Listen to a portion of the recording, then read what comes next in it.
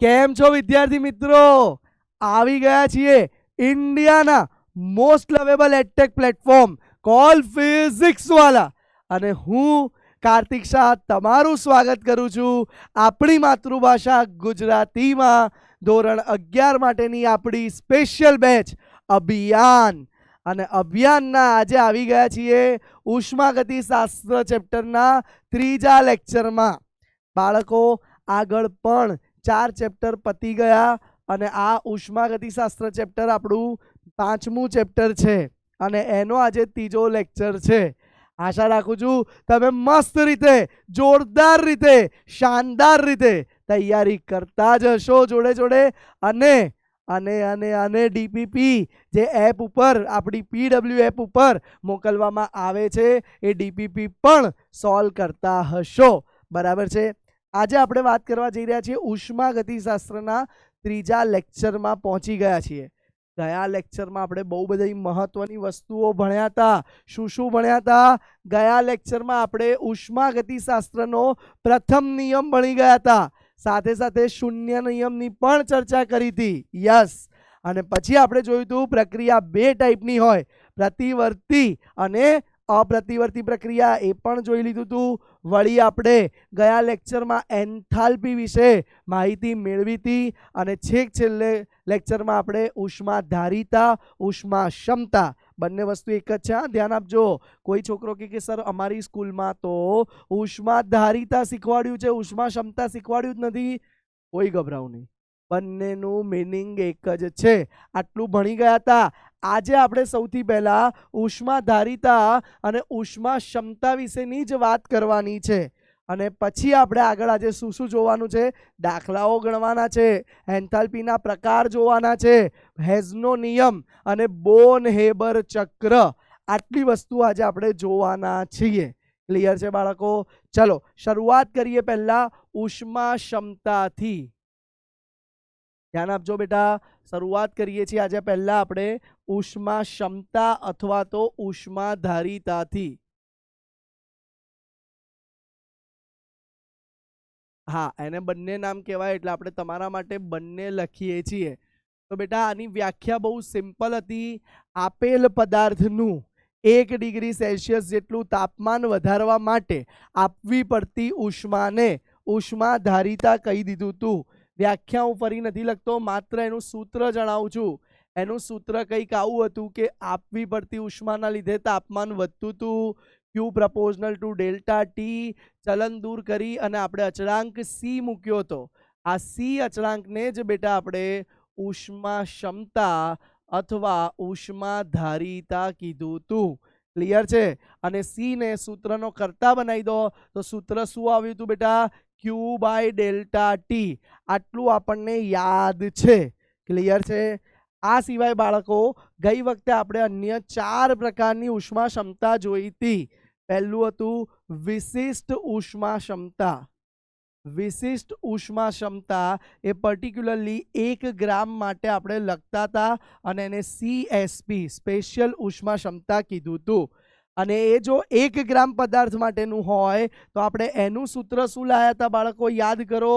તો આપણે એનું સૂત્ર લાવી દીધું હતું બેટા, CSP બરાબર ક્યુ બાય દળ ગુણ્યા ડેલ્ટા ટી. યાદ આવે છે? ક્લિયર છે બાળકો આટલી વસ્તુ? તો આપણે આ પણ જોઈ ગયા હતા. વળી પાછું બાળકો આપણે ધ્યાન આપજો, વળી પાછું બાળકો આના સિવાય આપણે મોલર ઉષ્મા ક્ષમતા જોયું હતું. શું જોયું હતું બેટા? મોલર ઉષ્મા ક્ષમતા. બાળકો મોલર ઉષ્મા ક્ષમતા શું હતું? તો બાળકો એને આપણે CM કીધું હતું, મોલર ઉષ્મા ક્ષમતા. અને બેટા એની વ્યાખ્યા હતી કે 1 મોલ પદાર્થનું તાપમાન, 1 મોલ પદાર્થનું તાપમાન 1 ડિગ્રી સેલ્સિયસ જેટલું વધારવા માટે આપવી પડતી ઉષ્માને મોલર ઉષ્મા ક્ષમતા કીધું હતું. તો જોઈ લો, આ જ સૂત્ર છે, Q by delta T as it is. તો ફરક શેમાં આવે છે? વિશિષ્ટમાં દળ આવ્યું અને મોલરમાં મોલ આવી જશે. ક્લિયર છે બેટા? આટલી વસ્તુ આપણે ગયા લેક્ચરમાં મસ્ત શીખી ગયા હતા. વળી બેટા ગયા લેક્ચરમાં આપણે બીજા 2 મૂલ્ય પણ જોયા હતા. અચળ કદે ઉષ્મા વાહકતા અને અચળ દબાણે ઉષ્માવાહકતા ઉષ્મા ક્ષમતા વાહકતા નહીં ઉષ્મા ક્ષમતા અથવા ઉષ્મા ધારિતા તો અચળ કદે ઉષ્મા ક્ષમતા અને અચળ દબાણે ઉષ્મા ક્ષમતા બેટા શું છે અચળ કદે ઉષ્મા ક્ષમતા ધ્યાન આપજો બેટા એને આપણે કહી દીધું હતું સીવી યાદ કરો ભાઈ અચળ કદે ઉષ્મા ક્ષમતા આપણે સીવી કહી દીધું હતું અને અચળ દબાણે માપ્યું હોય તો એને સીપી કહી દીધું હતું અને બાળકો આ બંને વચ્ચે સંબંધ પણ લાયા હતા યાદ કરો ભાઈ સીપી અને સીવી વચ્ચેનો સંબંધ પણ લાવ્યા હતા અને એ સંબંધ શું લાયા હતા આપણે બેટા તો લાસ્ટ લેક્ચરમાં એ સંબંધ કંઈક આવો લાયા હતા સીપી માઇનસ સીવી બરાબર આર તો બાળકો ગયા લેક્ચરમાં આપણે ઉષ્મા ક્ષમતા વિશે આટલી વાત કરી હતી એ સિવાય ક્વિક રિવિઝન થોડુંક ક્વિક રિવિઝન એન્થાલ્પીનું કરાવી દઉં તો ભાઈ ફર્સ્ટ પહેલા તો આપણે આંતરિક ઉર્જા જે પહેલા લેક્ચરમાં ભણ્યા હતા એનું સૂત્ર આવતું હતું ક્યુ પ્લસ ડબલ્યુ યાદ છે બધાને એ સિવાય બેટા એન્થાલ્પી લાયા હતા એન્થાલ્પીનું સૂત્ર આવતું હતું delta E plus P delta V યાદ છે બધાને અને વળી પાછું બાળકો એન્થાલ્પીમાં જો વાયુરૂપ પ્રક્રિયક હોય તો આપણે આવું પણ સૂત્ર લાયા હતા કે plus delta N G R T બોલો ક્લિયર છે યસ બેટા delta N G R T થોડુંક આ બાજુ વધારે નથી દેખાતું તો ચલો થોડુંક એડજસ્ટમેન્ટ કરીએ ધ્યાન આપજો કંઈક સૂત્ર આવું હતું ડેલ્ટા એચ બરાબર ડેલ્ટા ઈ કો ડેલ્ટા યુ કો આંતરિક ઉર્જા કોઈ ફરક પડે નહીં એકનું એક જ છે બેટા તો આંતરિક ઉર્જાના બે સિમ્બોલ છે માટે એકનું એક જ છે અને આવતું હતું delta NG R T delta NG શું છે વાયુરૂપ પ્રક્રિયકોના મોલ વાયુરૂપ નિપજના મોલ માઇનસ વાયુરૂપ પ્રક્રિયકોના મોલ યાદ રાખજો બેટા હું અહીંયા લખી દઉં છું ડેલ્ટા એનજી થતું હતું બેટા N2 માઇનસ N1 અને N2 એટલે નિપજ બને એ તો અહીંયા હું લખું છું N2 બરાબર હતું બેટા આપણું વાયુરૂપ નિપજના મોલ અને બેટા N1 આપણું શું હતું બેટા તો N1 હતું બેટા વાયુરૂપ પ્રક્રિયકોના મોલ તો બાળકો આટલા સૂત્ર તમારા માટે બધા બહુ જ કામના છે વળી આપણે જોયું હતું કે ક્યુ ક્યારે પ્લસ આવે અને ડબલ્યુ ક્યારે પ્લસ કે માઇનસ આવે જો પ્રણાલી ઉષ્મા શોષે તો ક્યુ પ્લસ પણ જો પ્રણાલી ઉષ્મા ગુમાવે તો ક્યુ માઇનસ પ્રણાલી ઉપર કાર્ય કરીએ પ્રણાલી ફૂલે પ્રણાલી ઉપર કાર્ય કરીએ તો કાર્ય પ્લસ અને પ્રણાલી દ્વારા કાર્ય થાય યાદ કરો બબલુસિંગ વાળી સ્ટોરી યસ સર તો પ્રણાલી દ્વારા કાર્ય થાય તો ડબલ્યુ માઇનસ બોલો આટલા ફોર્મ્યુલા આપણે બે લેક્ચરમાં વ્યવસ્થિત જોયા હતા એક ક્વિક સ્નેપશોટ લઈ લેજો ચલો હવે બેટા આપણે આગળ વધીએ છીએ આજે બેટા આપણે લિસ્ટ આખું બધું જોવાનું છે શરૂઆત કેટલાક દાખલાથી કરીએ પહેલો દાખલો છે આંતરિક ઉર્જા માટેનો દાખલો જો એક વાયુ વાતાવરણમાંથી 120 જૂલ ઉષ્મા શોષે સૌથી પહેલા આપેલો ડેટા લખીએ 120 જૂલ ઉષ્મા શોષે છે તો ક્યુ બરાબર બેટા 120 જૂલ આવી ગયું અને 1.10 વાતાવરણના અચળ દબાણે તો બેટા પી મારું આવી ગયું 1.10 વાતાવરણ અચળ દબાણ બરાબર કદમાં 0.5 લીટરથી 2 લીટર જેટલો ફેરફાર થયો V1 શરૂઆતનું કદ બેટા 0.5 લીટર હતું અને V2 બેટા અંતિમ કદ મારું થઈ ગયું 2 લીટર તો તેની આંતરિક ઉર્જામાં થતો ફેરફાર ગણો એટલે શું શોધવાનું છે દીકરાઓ આપણે અહીંયા ડેલ્ટા યુ અથવા ડેલ્ટા ઈ એ શોધવાનું છે બોલો ક્લિયર છે આટલી વસ્તુ બેટા હવે બાળકો ચલો અહીંયા હું દાખલો ગણવાની શરૂઆત કરું છું સાથે આપણને કન્વર્ઝન એકમ બી આપ્યો છે એ બી લખી દો 1 લીટર ઇન્ટુ એટમોસ્ફિયર એને જૂલમાં ફેરવવો હોય તો એ 101.3 જૂલ થાય છે ક્લિયર છે બાળકો આટલી ડેટા આપી દીધો છે હવે દાખલો ગણીએ છીએ તો સૌથી પહેલું સૂત્ર આપણને ડેલ્ટા યુ નું ખબર જ છે બેટા કે ડેલ્ટા યુ બરાબર ક્યુ પ્લસ ડબલ્યુ થાય કે નહીં બેટા આટલું હવે જુઓ ધ્યાનથી જુઓ ક્યુ તમને 120 જૂલ આપી દીધી છે, પણ ડબલ્યુ નું સૂત્ર શું થાય છે બેટા? Minus P delta V.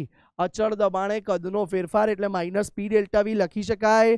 પી 1.10 વાતાવરણ આપી દીધું છે અને ડેલ્ટા વી V2 માઇનસ V1 એટલે 2 માઇનસ 0.5 એટલે 1.5 થઈ ગયું બેટા. તો માઇનસ 1.10 ગુણ્યા 1.5. જુઓ બાળકો, પરમ મિત્ર કેલ્ક્યુલેટર દેવની મદદ લઈ લઈએ છીએ. ચલો અહીંયા ધ્યાન આપો. તો હવે બેટા શું થશે? 1.10 ગુણ્યા 1.5 તો જવાબ આવી જાય છે માઇનસમાં 1.65. ક્લિયર છે બેટા? અને આ શેમાં એકમ આવશે? જુઓ, વાતાવરણ ઇન્ટુ લીટર. બરાબર બેટા? વાતાવરણ ઇન્ટુ લીટર એકમમાં આવ્યો. હવે એને જૂલમાં ફેરવવો હોય તો માઇનસ 1.65 ગુણ્યા 101.3 જૂલ થઈ જાય બેટા. તો જુઓ 1.65 કયું ભાઈ? માઇનસમાં તું એ રહેવા દો અત્યારે, પછી માઇનસ કરી દઈશું, ગુણ્યા 101.3 તો જવાબ આવી ગયો બેટા માઇનસમાં 167.145 જૂલ. બોલો, ક્લિયર થયું આટલું બેટા? ડબલ્યુ આવી ગયો આપણો પહેલા. હવે ડેલ્ટા યુ માં કિંમત મૂકીએ. ચલો, ડેલ્ટા યુ બરાબર ક્યુ પ્લસ ડબલ્યુ. ક્યુ આ રહ્યો જોઈ લો 120 જૂલ. હા, એ પ્રણાલીએ શોષી છે એટલે પ્લસ આવ્યું, માઇનસ ડબલ્યુ ની જગ્યાએ 167.145. જોઈ લો બેટા, 167.45 માઇનસમાં છે, 145 અને 120 પ્લસમાં છે. તો જવાબ આવી જશે બેટા 47. માઇનસમાં આવશે કેમ કે મોટાની સંજ્ઞા, બેનો તફાવત મોટાની સંજ્ઞા. Minus 47.145 joule. તો આ તમારું બેટા આંતરિક ઉર્જાનો ફેરફાર ડેલ્ટા યુ જે પ્રશ્નમાં શોધવાનું કીધું એ આવી ગયું. બોલો, ક્લિયર છે બેટા? દાખલો નાનકડો હતો, ડેટા બનાવ્યો, સૂત્ર મૂક્યા, જવાબ લાયા. એકદમ સરળ દાખલો છે. ક્લિયર છે? હા, તમને લેક્ચર કેવા લાગે છે ભાઈ? લેક્ચરમાં મજા આવે છે કે નહીં ભણવાની? એ જરૂર અમને કમેન્ટમાં યુટ્યુબ પર ફીડબેકમાં જણાવશો. બરાબર છે બેટા? આપણે થર્મોડાયનામિક, સંતુલન, હજુ આગળ ઓર્ગેનિક, અઘરા ચેપ્ટર પણ અહીંયા તમારા માટે સરળ બનાવી દઈશું. ક્લિયર છે બેટા? આવડી જાય આટલી વસ્તુ. ચલો નેક્સ્ટ દાખલો જોઈએ. 1 ગ્રામ ગ્રેફાઇટને 298 કેલ્વિન તાપમાને 1 વાતાવરણ દબાણે નીચેની પ્રક્રિયા પ્રમાણે કેલરીમીટર. બેટા, કેલરીમીટર એક પ્રક્રિયક હોય છે, એક પાત્ર છે જેની અંદર કોઈ પણ પદાર્થની ઉષ્મા ક્ષમતા, એન્થાલ્પી, આંતરિક ઉર્જા માપી શકાય. બરાબર છે? તો એ કેલોરીમીટરની વાત કીધી છે. તો એમાં 1 ગ્રામ ગ્રેફાઇટને સળગાવવામાં આવ્યો અને CO2 બને, સાથે સાથે ગ્રેફાઇટ ઉષ્મા બી ઉત્પન્ન કરે છે બેટા. અને ગ્રેફાઇટને ધ્યાન આપજો, અહીંયા એક નાનકડી આકૃતિ દોરીને સમજાવું. આ એક ચેમ્બર છે જેમાં 1 ગ્રામ ગ્રેફાઇટ હતો. જુઓ, આ ચેમ્બર હોય છે, એમાં 1 ગ્રામ ગ્રેફાઇટ છે. પીળા કલરનો બતાવી દઈએ ગ્રેફાઇટને. તો આ ગ્રેફાઇટને સળગાવવામાં આવ્યો અને બેટા એ ગ્રેફાઇટના કારણે આ બહાર આપેલું ઇન્સ્ટ્રુમેન્ટ જેને તમે કહી દો કેલોરીમીટર.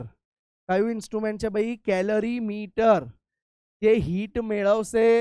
હવે કે છે જુઓ, પ્રક્રિયા દરમિયાન કેલરીમીટરનું તાપમાન 298 થી 299 કેલ્વિન થાય છે. જો કેલરીમીટરની ઉષ્માધારિતા એટલે કેલરીમીટર માટે સી આપી દીધો છે, એ આપેલો છે બેટા 20.7 કિલો જૂલ પ્રતિ કેલ્વિન. બરાબર? કેલરીમીટરનો આપી દીધો છે અને તાપમાન કેટલું વધ્યું બેટા? 298 થી 299. માટે ડેલ્ટા ટી બરાબર 299 માઇનસ 298, 1 કેલ્વિન જેટલું વધી ગયું બેટા.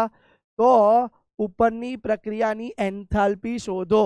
એટલે કે ગ્રેફાઇટ માટે એન્થાલ્પી શોધવી છે. ધ્યાન આપજો બેટા. હવે એન્થાલ્પીનો એકમ મોસ્ટલી કિલોજૂલ પ્રતિ મોલ હોય, પણ અહીંયા તો 1 ગ્રામ એ ગ્રેફાઇટનું દહન કર્યું છે. એ વસ્તુ આપણે ખાસ ધ્યાન રાખવી પડશે. ક્લિયર છે બેટા? તો સૌથી પહેલા બેટા એક વસ્તુ વિચારો, ગ્રેફાઇટને સળગાવશો, ગ્રેફાઇટ જે ઉર્જા ઉત્પન્ન કરશે એ કેલરીમીટર એબ્ઝોર્બ કરશે. બહાર જવાનો બીજો કોઈ રસ્તો જ નથી. એટલે હું અહીંયા એક કી લાઈન લખું છું, ધ્યાન આપજો, ખાસ કી લાઈન. ગ્રેફાઇટે દહન દરમિયાન ઉત્પન્ન કરેલી ઉષ્મા ઉર્જા બરાબર કેલરી મીટરે મેળવેલી ઉષ્મા. હા, બંને ઉષ્મા સરખી હોય, એક ગુમાવશે ને બીજો મેળવશે. ગ્રેફાઇટ ઉત્પન્ન કરીને ગુમાવશે અને કેલરી મીટર મેળવશે. ક્લિયર છે બેટા? તો હવે જુઓ, હા, ઉર્જા ના લખો, ખાલી ઉષ્મા લખો તો સમજવામાં થોડું વધારે સરળ પડશે. ચલો, લખી કાઢ્યું બેટા આટલું. હવે જોઈ લો બેટા, આપણે ઉષ્મા શોધીએ પહેલા, અને કેલરી મીટરમાં હંમેશા મોસ્ટલી અચળ કદે પ્રક્રિયા થાય છે. જુઓ, કદમાં કંઈ વધારો ઘટાડો થવાની જગ્યા નથી. તો હું લખું છું અહીંયા, ધ્યાન આપજો, કેલરી મીટર માટે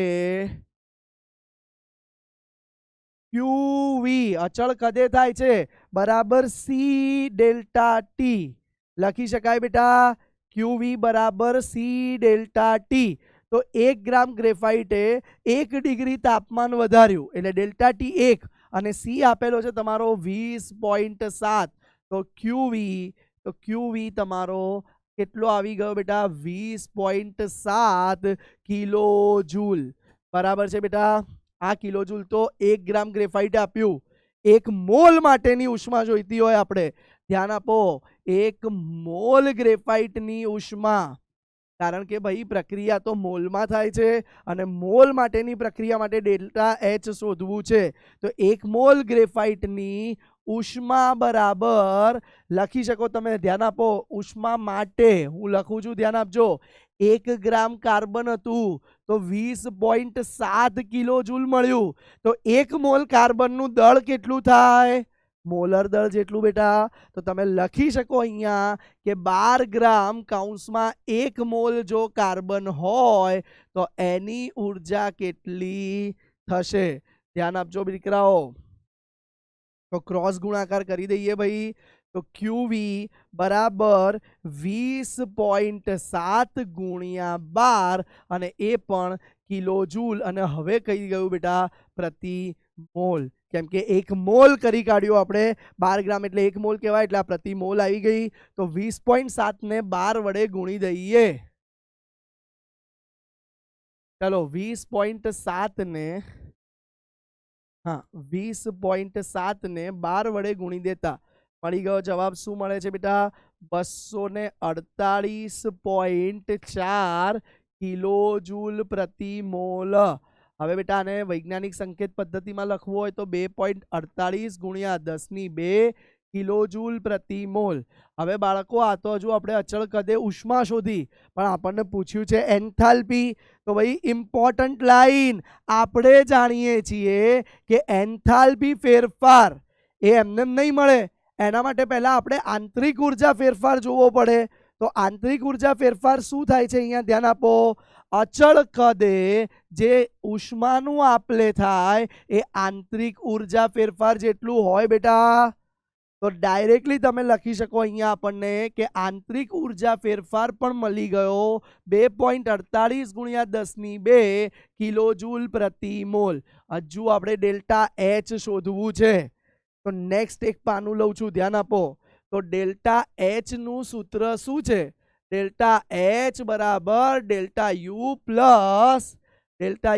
પ્લસ ડેલ્ટા NGRT. યાદ કરો ભાઈ. તો હવે બેટા આપણી પાસે શું અવેલેબલ છે? ડેલ્ટા યુ છે, ડેલ્ટા એચ શોધવું છે, પણ ડેલ્ટા NG શું થાય? તો લખું છું, ધ્યાન આપજો, ડેલ્ટા NG બરાબર N2 - N1.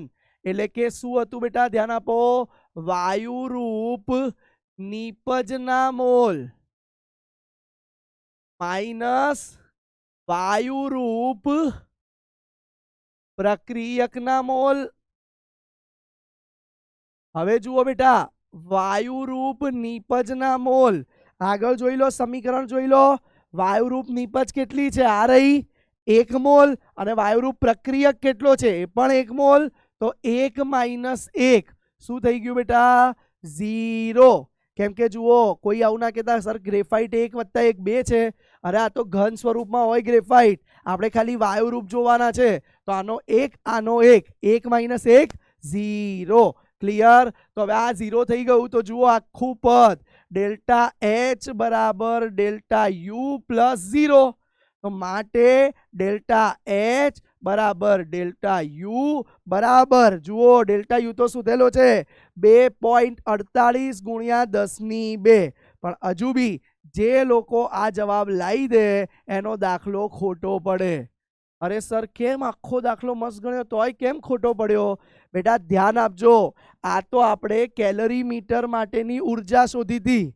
હવે આ ગુમાવેલી હતી એટલે તમારો જવાબ અહીંયા માઇનસમાં આવશે. પ્રણાલી ઉષ્મા ગુમાવે છે, ગ્રેફાઇટ સળગે છે એટલે માઇનસમાં આવશે. એટલે પહેલેથી તમારે અહીંયા ઋણ સંજ્ઞા કરી દેવી પડશે. ક્લિયર છે? હું હંમેશા આ દાખલો ગણાવીને છેલ્લે કરું છું કેમ કે આ ભૂલ બધાને થતી હોય છે અને આ ભૂલ એક્ઝામમાં ના થવી જોઈએ. ધ્યાન આપજો, જ્યાં ભૂલ હોય છે ત્યાં હેશટેગ સ્ટાર માર્ક કરી દો. હા, કેમ ભાઈ આ ભૂલ એક્ઝામમાં થવી જોઈએ નહીં. કેમ માઇનસ લખીએ છીએ તો એની બાજુમાં જગ્યા છે જ લખી દો. કારણ ગ્રેફાઇટ દહન દરમિયાન, ગ્રેફાઇટ માટે જ આપણે શોધવાનું હતું, દહન દરમિયાન ઉષ્મા મુક્ત કરે છે. કેલરી મીટરે મેળવી એટલે કેલરી મીટર માટે ગણો તો માઇનસ પ્લસ ગણ્યું, પણ એ જ વસ્તુ ઓલા માટે ગ્રેફાઇટ માટે ગણશો એટલે માઇનસ થઈ જશે બેટા. એટલે અહીંથી તમારું આ માઇનસ આવવાનું શરૂ થઈ જાય. અહીંયા તો પ્લસ જ રાખો, અહીંયાથી માઇનસ શરૂ થઈ જશે. આવડી જાય બેટા. હવે અહીંયા બધું માઇનસ આવી જશે એટલે આ માઇનસ આવ્યું, આ બી માઇનસ અને પાછળ પણ અહીંયા આ જવાબમાં માઇનસ આવશે. આવડી જાય બેટા. દાખલો બહુ મહત્વનો હતો, ધ્યાન આપજો. હવે બેટા આગળ પહેલા આ દાખલામાં શું કર્યું ધ્યાન આપો. આપણે ફરી એકવાર ક્વિક રિવાઇઝ કરાવી દઉં. આપણે કેલરી મીટરનું તાપમાન વધ્યું, એની ઉષ્મા ક્ષમતા આપી હતી, તો કેલરી મીટરે કેટલી ઉષ્મા મેળવી હશે એ શોધી.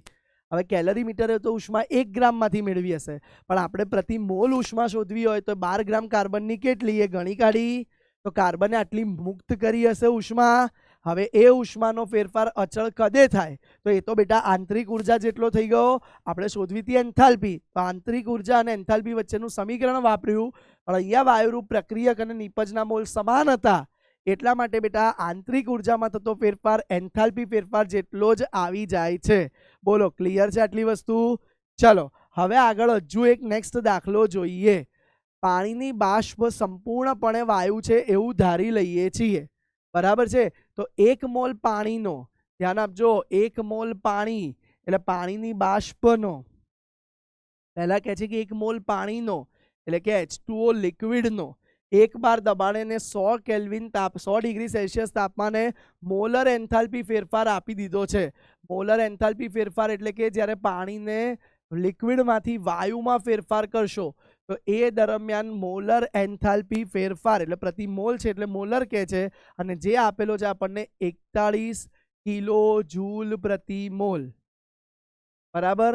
તો 1 મોલ પાણીને 1 બાર દબાણે બાષ્પમાં ફેરવવામાં આવે છે. શું કીધું છે? હવે બાષ્પમાં ફેરવવામાં આવે છે તો આંતરિક ઉર્જા ફેરફાર ગણો. ડેલ્ટા એચ આપી દીધું છે બેટા. આંતરિક ઉર્જા ફેરફાર એટલે ડેલ્ટા યુ ગણવાનો છે. તો પહેલા ડેલ્ટા એચ નું સૂત્ર શું છે બેટા? ડેલ્ટા એચ બરાબર delta U plus P delta V. P delta V ની જગ્યાએ શું લખી શકાય બેટા? Delta N G R T લખી શકાય બેટા. ડેલ્ટા એચ બરાબર delta U plus delta N G R T. હવે જુઓ બેટા, ડેલ્ટા યુ ને સૂત્રનો કરતા બનાવી દો તો delta H minus delta N G R T થઈ ગયું બેટા. ડેલ્ટા એચ કેટલું આપ્યું છે બેટા? કિલો જૂલને જૂલમાં ફેરવી દઈએ તો 41,000 જૂલ થઈ જશે બેટા. ડેલ્ટા યુ બરાબર 41,000 જૂલ માઇનસ ડેલ્ટા એનજી. જુઓ નિપજમાં 1 મોલ છે, પ્રક્રિયકમાં 0, તો ડેલ્ટા એનજી ની જગ્યાએ હું પહેલા તો N2 માઇનસ N1 લખું છું ને RT.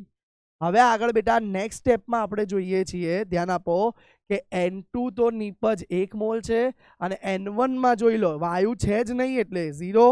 તો જુઓ ડેલ્ટા યુ બરાબર 41,000 માઇનસ 1 માઇનસ 0 એટલે 1 અને આરની વેલ્યુ જૂલમાં 8.314 અને ટેમ્પરેચર 100 ડિગ્રી સેલ્સિયસ આપ્યું છે બેટા. તો 100 ડિગ્રી સેલ્સિયસને કેલ્વિનમાં ફેરવી દો તો 373 કેલ્વિન થઈ જાય. તો મૂકી દો જોડે 373. આ બંનેનો ગુણાકાર કરી દઈએ. ચલો 41,000 માઇનસ એ બંનેનો ગુણાકાર. જુઓ કઈ રીતે કરીએ છીએ ગુણાકાર, ધ્યાન આપજો. 8.314 ઇન્ટુ 373 તો શું આવ્યું બેટા? 3101.12 122. ચલો કઈ વાંધો નહીં. હવે બેટા એને માઇનસ લઈ લો, વત્તા એને 41,000 માં એડ કરો તો પ્લસ માઇનસ માઇનસ જવાબ તમારો આવી જશે 37,898.88 ડેલ્ટા યુ આવી ગયું. અને એ એકમ આવ્યો જૂલ પ્રતિ મોલ, પણ આપણે કિલો જૂલમાં ફેરવવું જ પડે. તો ડેલ્ટા યુ બરાબર 37,000 વડે ભાગી દો બેટા, તો 37.898 કિલો જૂલ પ્રતિ મોલ. બોક્સ બનાવી દઈએ બેટા જવાબને. બોલો ક્લિયર થઈ ગયો બેટા? આ દાખલો બી બહુ સરળ હતો. આજે ગઈ વખતે આપણે કીધું હતું એ પ્રમાણે દાખલાની પ્રેક્ટિસ કરીએ છીએ પહેલા, પછી થિયરી કરાવીએ છીએ. ચલો હવે બેટા નેક્સ્ટ દાખલો હજુ એક. 60 ગ્રામ એલ્યુમિનિયમનું તાપમાન 35 થી 55 ડિગ્રી સુધી વધાર્યું. જુઓ પહેલા તો એલ્યુમિનિયમનું દળ 60 ગ્રામ આપી દીધું છે. આણવીય દળ એલ્યુમિનિયમનું તમને ખબર હોય બેટા, એકથી કીધેલું છે કે 20ના આણવીય દળ યાદ રાખજો. એલ્યુમિનિયમનું આણવીય દળ 27 ગ્રામ પ્રતિ મોલ થાય.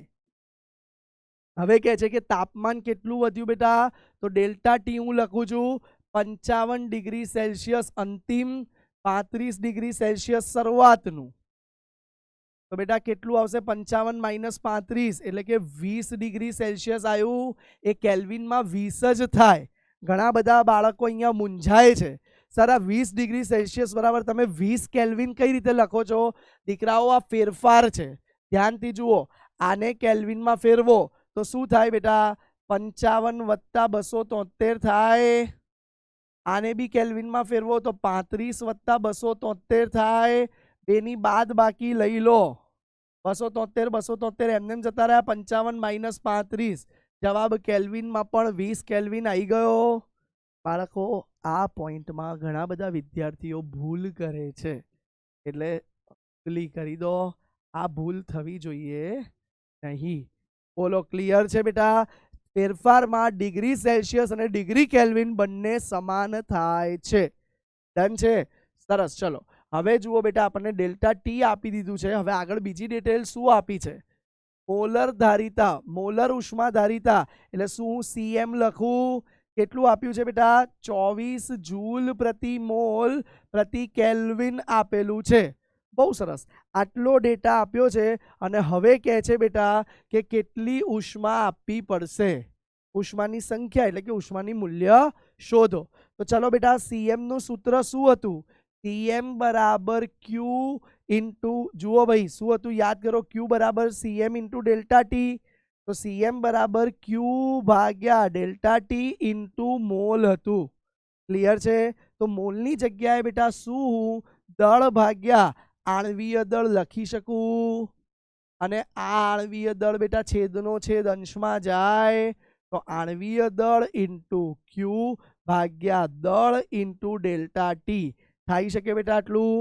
હવે બસ બધી કિંમતો મૂકીએ છીએ. ચલો તો સીએમ બરાબર એમ ડેશ 27 એલ્યુમિનિયમ માટે ગુણ્યા ક્યુ. ક્યુ આપણે શોધવાનું છે. જુઓ બેટા, સીએમ ની કિંમત આપી છે, ક્યુ શોધવાનો છે તો એને ક્યુ રાખો. સીએમ આપી દીધી છે 24 જૂલ પ્રતિ મોલ, લખી કાઢ્યું. ડિવાઇડેડ બાય દળ કેટલું આપ્યું છે બેટા? 60 ગ્રામ દીકરાઓ. અને ડેલ્ટા ટી તાપમાનનો ફેરફાર 20 કેલ્વિન. તો ક્યુ ને કરતા બનાવી દો. ક્યુ બરાબર 24 ગુણ્યા 60 ગુણ્યા 20 ભાગ્યા 27. ચલો ક્યુ શોધી કાઢીએ. જુઓ ચલો 24 ગુણ્યા 60 ગુણ્યા 20 ભાગ્યા 27. તો જવાબ શું આવી ગયો બેટા ક્યુ નો? તો ક્યુ બરાબર 1066.67. હવે બેટા આ જવાબ જૂલમાં આવે છે. ક્લિયર છે? ક્યુ નો જવાબ જૂલમાં આવી ગયો, પણ કીધું છે કે કિલો જૂલમાં કરો તો 1000 વડે ભાગી કાઢો ભાઈ. તો ક્યુ બરાબર 1066.67 ભાગ્યા 1000 કિલો જૂલ. તો ક્યુ આવી ગયો બેટા તમારો 1.067 કિલો જૂલ. કારણ કે જુઓ 0.1 2 ઘટી ગયા, પાછળ 6 છે એટલે એને 6 7 કરી શકાય. તો આ રીતે બાળકો તમારો ક્યુ આવી ગયો. બોલો ક્લિયર છે આટલા દાખલા આજે? બોલો ભાઈ, ખૂબ મહત્વનો દાખલો હતો ગ્રેફાઇટ વાળો. આ બધા ખૂબ મહત્વના દાખલા છે. બોલો ક્લિયર છે? ચાલો એકવાર નજર નાખી લો ફટાફટ દાખલા પર. ચલો ડન બાળકો. આજના આ ટોપિકના અત્યારે દાખલા હવે પૂરા થાય છે. હવે બાળકો આપણે વાત કરવા જઈ રહ્યા છીએ થિયરીઓ વિશે. હવે ધ્યાન આપજો બાળકો, થિયરીઓ જોવી બહુ મહત્વની છે આ ચેપ્ટરની. કારણ કે આજે આપણે મહત્વનો, સૌથી મહત્વનો ઉષ્માગતિશાસ્ત્રનો એક ફેક્ટર જેનું નામ છે એન્થાલ્પી, એના વિશે માહિતી મેળવવા જઈ રહ્યા છીએ બાળકો. બાળકો એન્થાલ્પીના ઘણા બધા પ્રકાર હોય છે. આજે લગભગ આપણે 7 થી 8 પ્રકારની જુદી જુદી એન્થાલ્પી વિશે ભણવાના છીએ. તો જોઈએ કે એન્થાલ્પીના પ્રકારો શું છે. અને એ પહેલા સૌથી પહેલા વાત કરીએ આપણે કે પ્રક્રિયા એન્થાલ્પી એટલે શું. તો કોઈ પણ રાસાયણિક પ્રક્રિયા થવા માટેના કોઈ પણ રાસાયણિક પ્રક્રિયામાં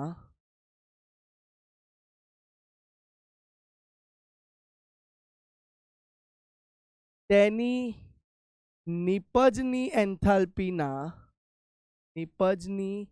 કુલ એન્થાલ્પી એટલે સરવાળો કરી દેવાનો. 3 નિપજ હોય તો 3 નિપજની એન્થાલ્પીનો સરવાળો કરી દો. તો કોઈ પણ રાસાયણિક પ્રક્રિયામાં તેની નિપજની કુલ એન્થાલ્પી અને પ્રક્રિયકોની કુલ એન્થાલ્પી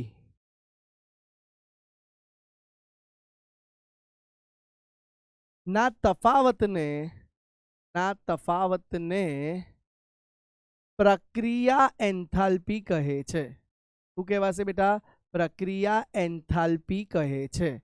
જુઓ બાળકો, પ્રક્રિયા એન્થાલ્પી કોને કહીશું? ધ્યાન આપજો. ધારો કે એક રાસાયણિક પ્રક્રિયા કંઈક આવી થાય છે, A+B ઇટ ગીવ્સ C+D. હવે તમે જાણો છો બાળકો કે આ બંને પ્રક્રિયક છે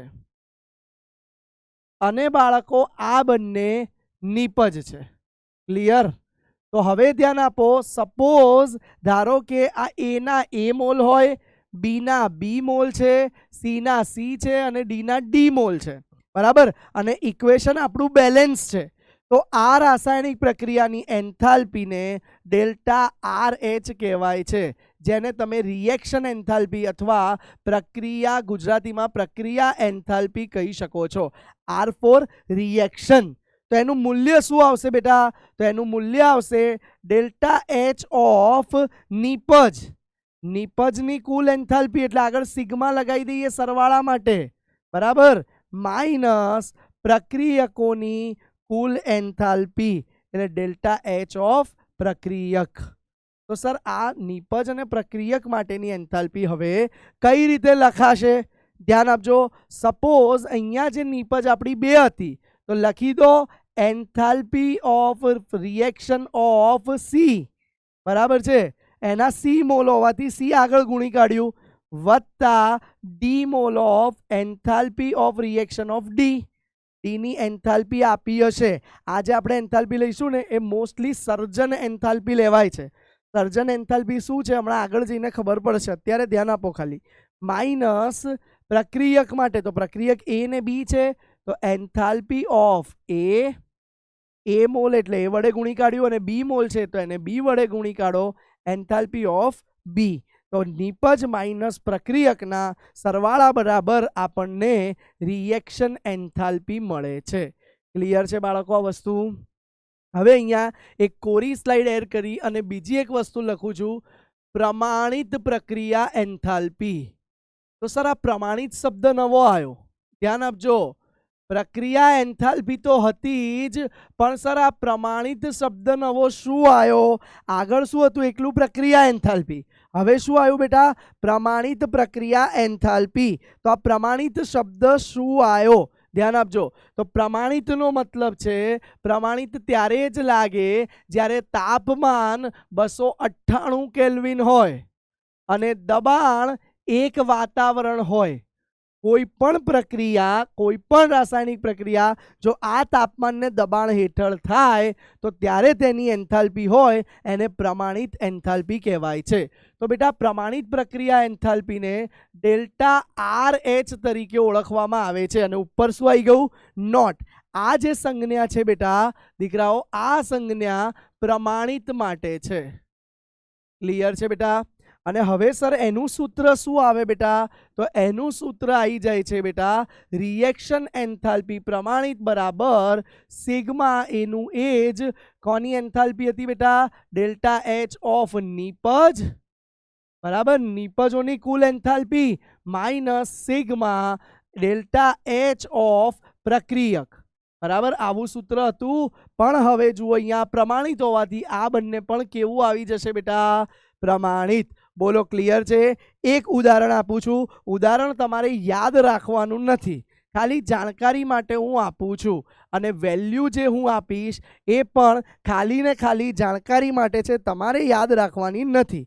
જ્યારે મિથેન વાયુનું દહન થાય છે, મિથેન વાયુનું હવાની હાજરીમાં દહન થાય છે ત્યારે CO2 અને H2O મળતા હોય છે બેટા. બેલેન્સ કરી દઈએ, જોઈ લો, બેલેન્સ થઈ ગઈ ઇક્વેશન. તો આ ઇક્વેશનની પ્રમાણિત પ્રક્રિયા એન્થાલ્પી એ માઇનસમાં 890 કિલોજૂલ પ્રતિ મોલ મળે છે.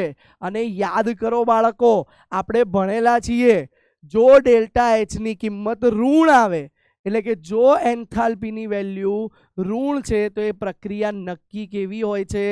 ઉષ્માક્ષેપક પ્રક્રિયા હશે. એટલે કે આ પ્રક્રિયામાં 100% ઉષ્મા મુક્ત થતી હશે. આપણને ખબર છે કોઈ પણ કાર્બનિક પદાર્થનું દહન થાય તો તમે નાના હતા 10મા ધોરણમાં ત્યારે લખતા હતા બાજુમાં પ્રકાશ વત્તા ઉર્જા. સાબિત થઈ ગયું બેટા. ક્લિયર છે?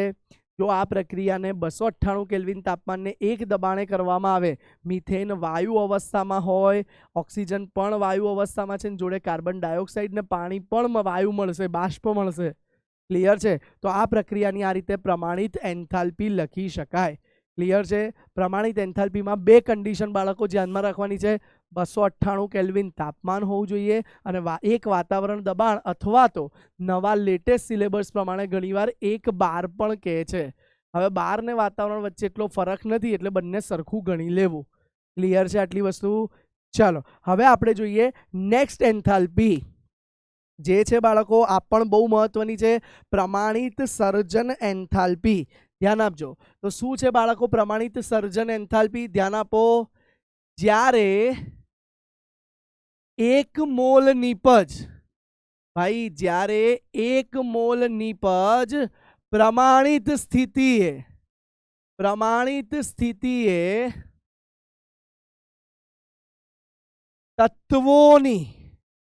તત્વોની ધ્યાન આપજો. હવે આ નવી એન્થાલ્પી ભણવા જઈ રહ્યા છે જેનું નામ છે પ્રમાણિત સર્જન એન્થાલ્પી. સર્જન એન્થાલ્પીને આપણે ઉષ્માગતિશાસ્ત્ર પ્રમાણે formation enthalpy of any reaction કહી શકીએ છીએ. બરાબર? અને પ્રમાણિત છે આગળ શબ્દ એટલે ઉપર માથે બિંદી આવી જાય છે. તો જ્યારે 1 મોલ નિપજ પ્રમાણિત સ્થિતિએ તત્વોની પ્રમાણિત અવસ્થામાંથી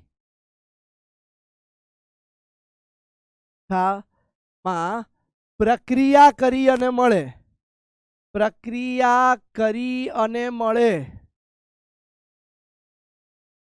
ત્યારે પ્રક્રિયાની એન્થાલ્પી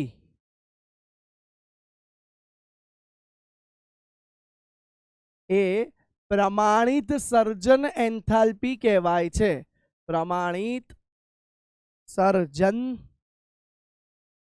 એન્થાલ્પી કહેવાય છે.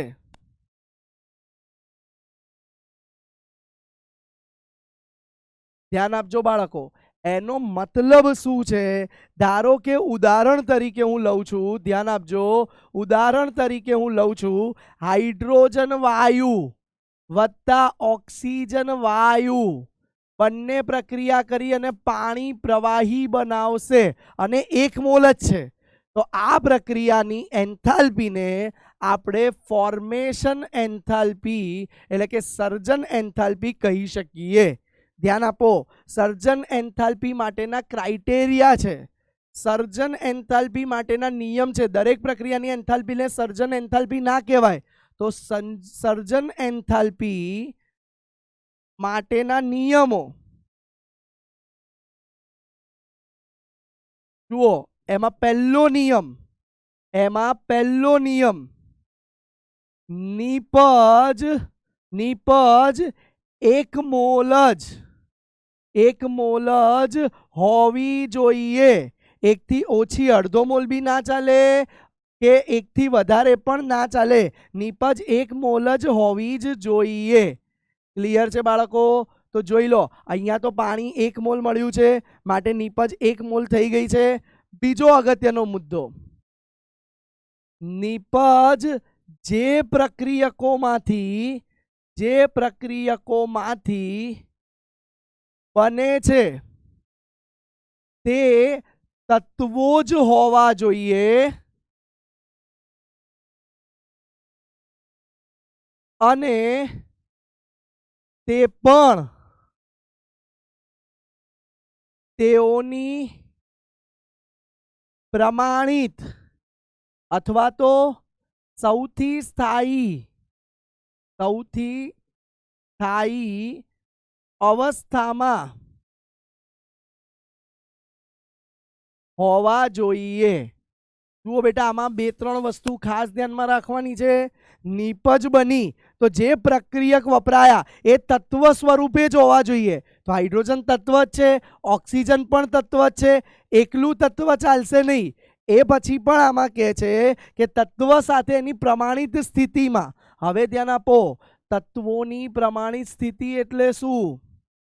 તો બાળકો ધ્યાન આપજો, તત્વની પ્રમાણિત સ્થિતિ એટલે શું સર?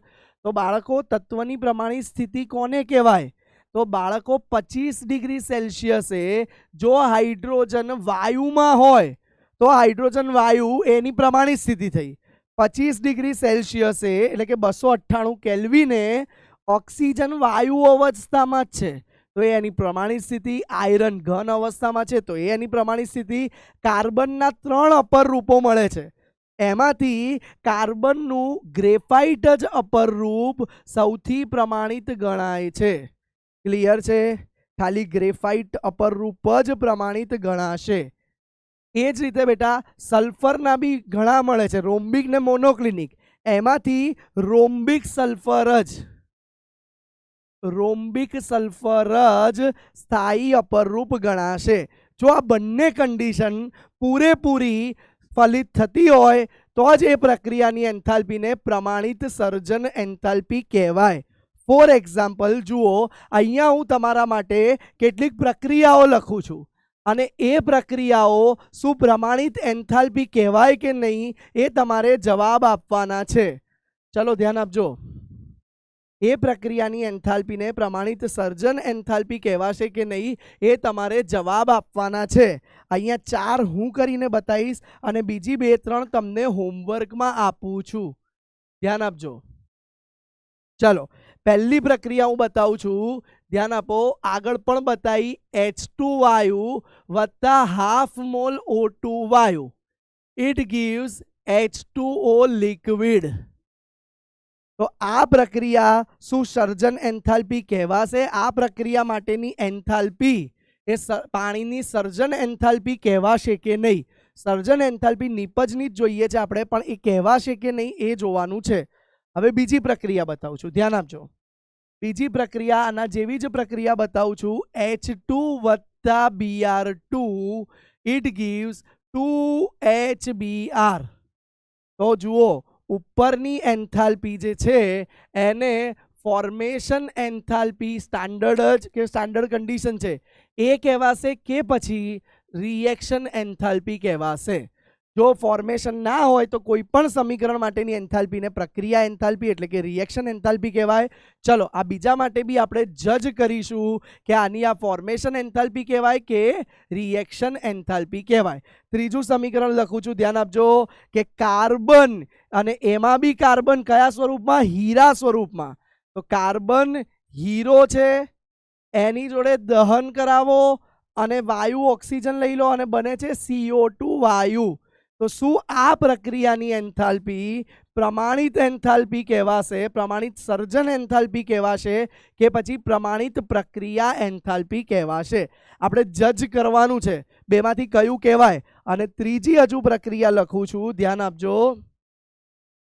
CaO કેલ્શિયમ ઓક્સાઇડ વત્તા CO2 ઇટ ગીવ્સ CaCO3.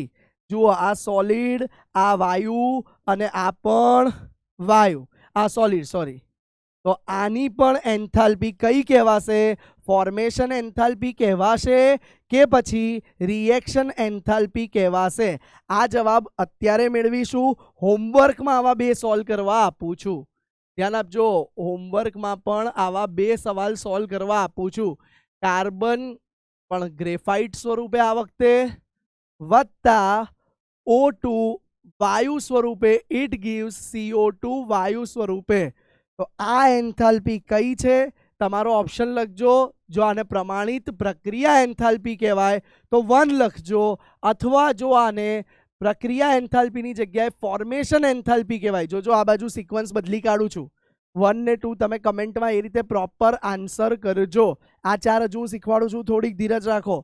એ સિવાય હોમવર્કમાં બીજા 3 આપું છું. હવે લઈ લઈએ છે સલ્ફર. રોમ્બિકની જગ્યાએ હું લઉં છું મોનોક્લિનિક, અને એ બેટા O2 વાયુ જોડે પ્રક્રિયા કરાવું છું અને બનાવી દઉં છું SO2. તો આ શું થશે? આ પ્રક્રિયા એન્થાલ્પી છે પ્રમાણિત કે પછી પ્રમાણિત સર્જન એન્થાલ્પી છે?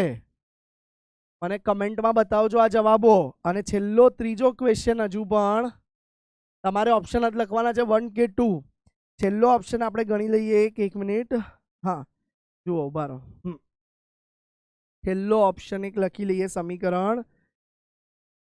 હા, H2 વાયુ વત્તા O2 વાયુ, અને એનાથી બની ગયા બેટા 2 મોલ આ લઈ લો અને બની ગયું 2 મોલ પાણી. તો આ પણ જણાવો કે પ્રમાણિત એન્થાલ્પી સર્જનવાળી છે, સર્જન એન્થાલ્પી છે કે પછી સેકન્ડ નંબરનો ઓપ્શન કે પછી આ ફોર્મેશન એન્થાલ્પી છે? ચલો આ 3ના જવાબ તમે કમેન્ટમાં જણાવજો. હું નેક્સ્ટ ક્લાસમાં આ સોલ્વ કરાવીશ. અત્યારે આ સોલ્વ કરીએ. ચલો પહેલામાં જોઈ લો કન્ડિશન શું છે? પ્રમાણિત સર્જન એન્થાલ્પી હોવાની કન્ડિશન તત્વોમાંથી બને 1 મોલ હોવી જોઈએ. નીપજ 1 મોલ છે. બંને તત્વ સ્વરૂપે છે, પ્રમાણિત સ્થિતિમાં છે. તો આ એન્થાલ્પીને આપણે કઈ એન્થાલ્પી કહી દઈશું? પ્રમાણિત સર્જન એન્થાલ્પી. ક્લિયર છે? રિએક્શન નહીં કહેવાય, સર્જન કહેવાશે. હા જોજો. હા સર, સર્જનને રિએક્શન કહી શકાય? કહેવું હોય તો કહી શકાય, પણ રિએક્શનને સર્જન કહેવાતી નથી. સર્જન માટેની 2 કન્ડિશન, નીપજ 1 મોલ હોવું જોઈએ અને જે તત્વો બન્યા છે એ પ્રમાણિત સ્થિતિમાં હોવા જોઈએ. તો પહેલામાં છે એટલે એને સર્જન કહેવાશે. બીજામાં જુઓ નીપજ 2 મોલ છે. ધ્યાનથી જોતા ખબર પડી ગઈ ભાઈ, નીપજ કેટલા મોલ છે? 2 મોલ છે. તો આ એની સર્જન એન્થાલ્પી કહેવાશે નહીં. બરાબર છે? તો કઈ એન્થાલ્પી કહેવાશે? રિએક્શન જ કહેવાશે, કેમ કે નીપજ 1 મોલ હોવી જોઈએ. એ જ નિયમ અહીંયા પડાતો નથી. નીચેનામાં જુઓ નીપજ 1 મોલ છે, પણ તત્વ પોતાની મૂળ સૌથી સ્થાયી અવસ્થામાં છે, પ્રમાણિત અવસ્થામાં છે. તો ઓક્સિજન તો છે સર, કોણ નથી ભાઈ? હીરો. કાર્બનનું સ્થાયી પ્રમાણિત સ્વરૂપ ના કહેવાય તો કોણ કહેવાય છે? ગ્રેફાઇટ કહેવાય છે. એટલા માટે આમાં એ નથી, એટલે આને બી રિએક્શન એન્થાલ્પી કહેવાશે, ફોર્મેશન એન્થાલ્પી નહીં. નેક્સ્ટ મહત્વની વસ્તુ જુઓ, 1 મોલ નીપજ બની છે. હા બની છે, પણ શું એ તત્વમાંથી બની છે? ના સર, આ તો સંયોજન છે. તો માટે આને પણ રિએક્શન એન્થાલ્પી કહેવાશે. ફોર્મેશન એટલે કે સર્જન એન્થાલ્પી. ફોર્મેશનને ગુજરાતીમાં કહીશું સર્જન એન્થાલ્પી. તો સર્જન એન્થાલ્પી નહીં કહી શકાય. ક્લિયર છે? તમારે ઘરેથી આ 3 બતાવવાના છે અને પૂછવાનું છે અને આન્સર કમેન્ટમાં કરવાના છે કે એ સર્જન એન્થાલ્પી છે કે પ્રક્રિયક એન્થાલ્પી છે. પ્રમાણિત સર્જન એન્થાલ્પી છે કે પ્રક્રિયક એન્થાલ્પી છે. પ્રમાણિત સર્જન એન્થાલ્પી છે કે પ્રમાણિત પ્રક્રિયક એન્થાલ્પી છે. આના જવાબ ઘરેથી આપજો, જોઈ લો એકવાર, પછી આગળ જોઈએ. ચાલો, ક્લિયર છે બાળકો? અહીંયા આપણે પ્રમાણિત સર્જન એન્થાલ્પી અને પ્રક્રિયા એન્થાલ્પી વચ્ચે ભેદ તારવતા શીખી ગયા. હજુ પણ આપણે કેટલીક મહત્વની વાત ચર્ચા કરવાની છે પ્રમાણિત સર્જન એન્થાલ્પી માટેની. ધ્યાન આપજો. તો હું લખું છું પ્રમાણિત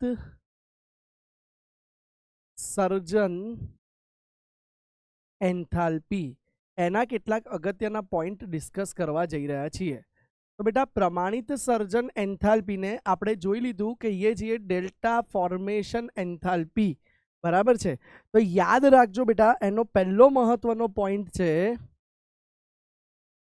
કે દરેક તત્વની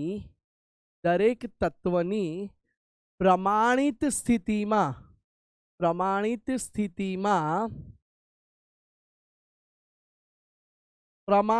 સર્જન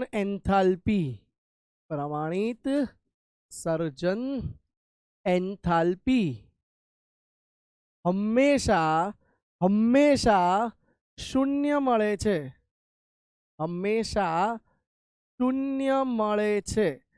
જુઓ બેટા, આપણે પ્રમાણિત સર્જન એન્થાલ્પી આગળ ભણી ગયા અને એમાં જોયું કે ભાઈ 1 મોલ નિપજના સર્જન થવા માટે જે એન્થાલ્પી લાગે એને પ્રમાણિત સર્જન એન્થાલ્પી કીધું.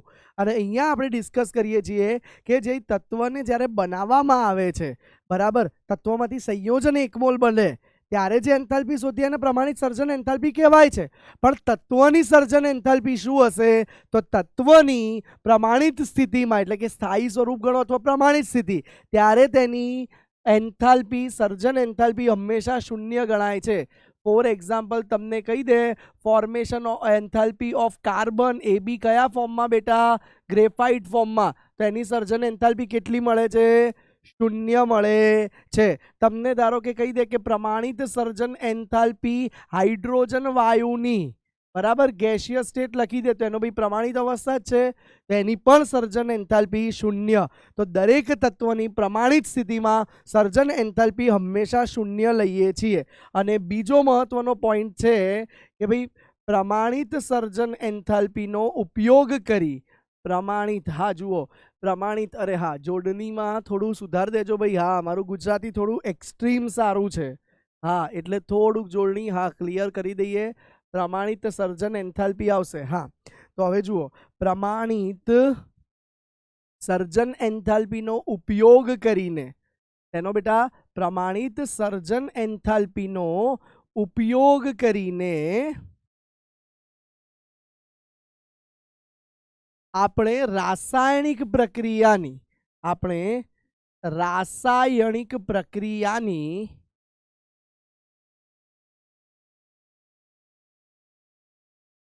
પ્રક્રિયા એન્થાલ્પી શોધી શકીએ છીએ.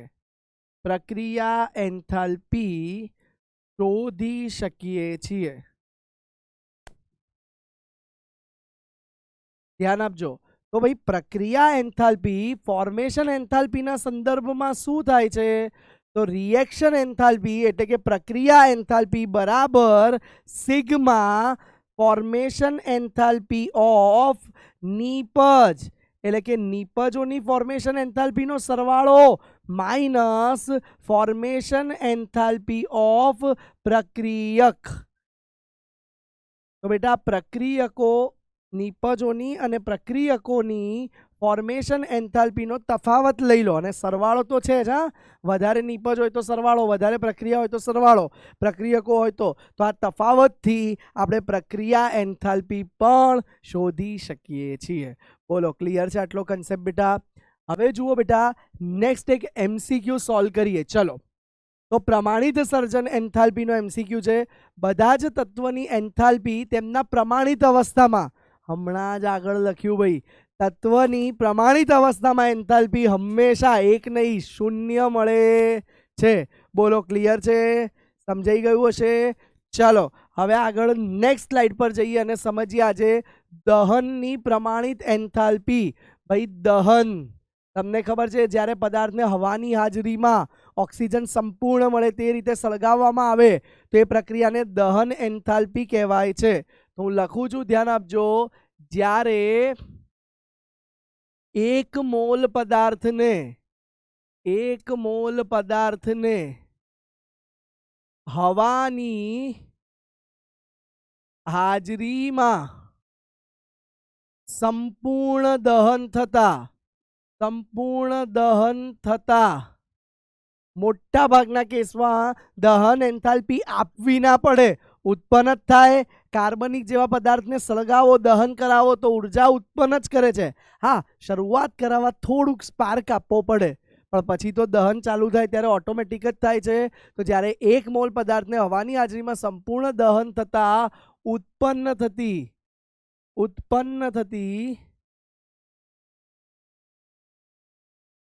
ઉર્જાને દહન પ્રમાણિત એન્થાલ્પી કહેવાય છે. આ પ્રમાણિત સ્થિતિ હોવું જોઈએ, એ વસ્તુ ખાસ ધ્યાન રાખજો. આ પ્રમાણિત સ્થિતિ તમને લખાઈ દીધી આગળ. 298 કેલ્વિન તાપમાન અને 1 બાર અથવા 1 વાતાવરણ દબાણ. ફોર એક્ઝામ્પલ બેટા જુઓ, એક હું ઇથિન લઈ લઉં છું, C2H4 એટલે શું થશે બેટા? CH2 double bond CH2. એટલે આને કહેવાશે બેટા, 10મા ધોરણમાં તમે આ ભણી ગયા હશો, ઇથિન. બરાબર. ઇથિનનું બેટા હવાની હાજરીમાં ઓક્સિજન વડે દહન કરીએ તો 2 વાયુ મળ્યા, CO2 વાયુ અને પાણીની બાષ્પ. જોઈ લો. તો આ પ્રક્રિયાને સંતુલિત કરી દો. ચલો, તો CO2 અહીંયા 2 હતા, C એટલે 2 લાગી ગયા, હાઇડ્રોજન 4 છે એટલે અહીંયા 2 લાગી જશે. બરાબર છે બેટા? તો જોઈ લો, બેલેન્સ થઈ ગયું. ઓક્સિજન 2 દુ 4 અને અહીંયા 2 એટલે 6 એટલે અહીંયા 3 આવી ગયું. તો આ બેટા ઇથિનની દહન પ્રક્રિયા છે. આ પ્રક્રિયા દરમિયાન જે એન્થાલ્પી મળે છે, જુઓ ભાઈ, એને કમ્બશન એન્થાલ્પી ઓફ C2H4 કહેવાશે. તો એ જે દહન એન્થાલ્પી મળે છે -1323 કિલોજૂલ આસપાસ છે 1 મોલ માટે. તમારા મૂલ્ય એક બી યાદ રાખવાનું નથી, કદાચ થોડું ઘણું આગળ પાછળ પણ હોઈ શકે, પણ યાદ રાખવાની જરૂર નથી. ખાલી કમ્બશન એન્થાલ્પી, દહન એન્થાલ્પી એટલે શું બેટા? 1 મોલ પદાર્થનું દહન કરીએ અને એ દરમિયાન જે ઉષ્મા ઉત્પન્ન થાય, જે એનર્જી ઉત્પન્ન થાય, એને એન્થાલ્પી કહેવાય ને દહન એન્થાલ્પી તરીકે ઓળખાય છે. લખી દઉં છું, ધ્યાન આપજો. મોટા ભાગે દહન એન્થાલ્પીનું મૂલ્ય ઋણ મળે છે.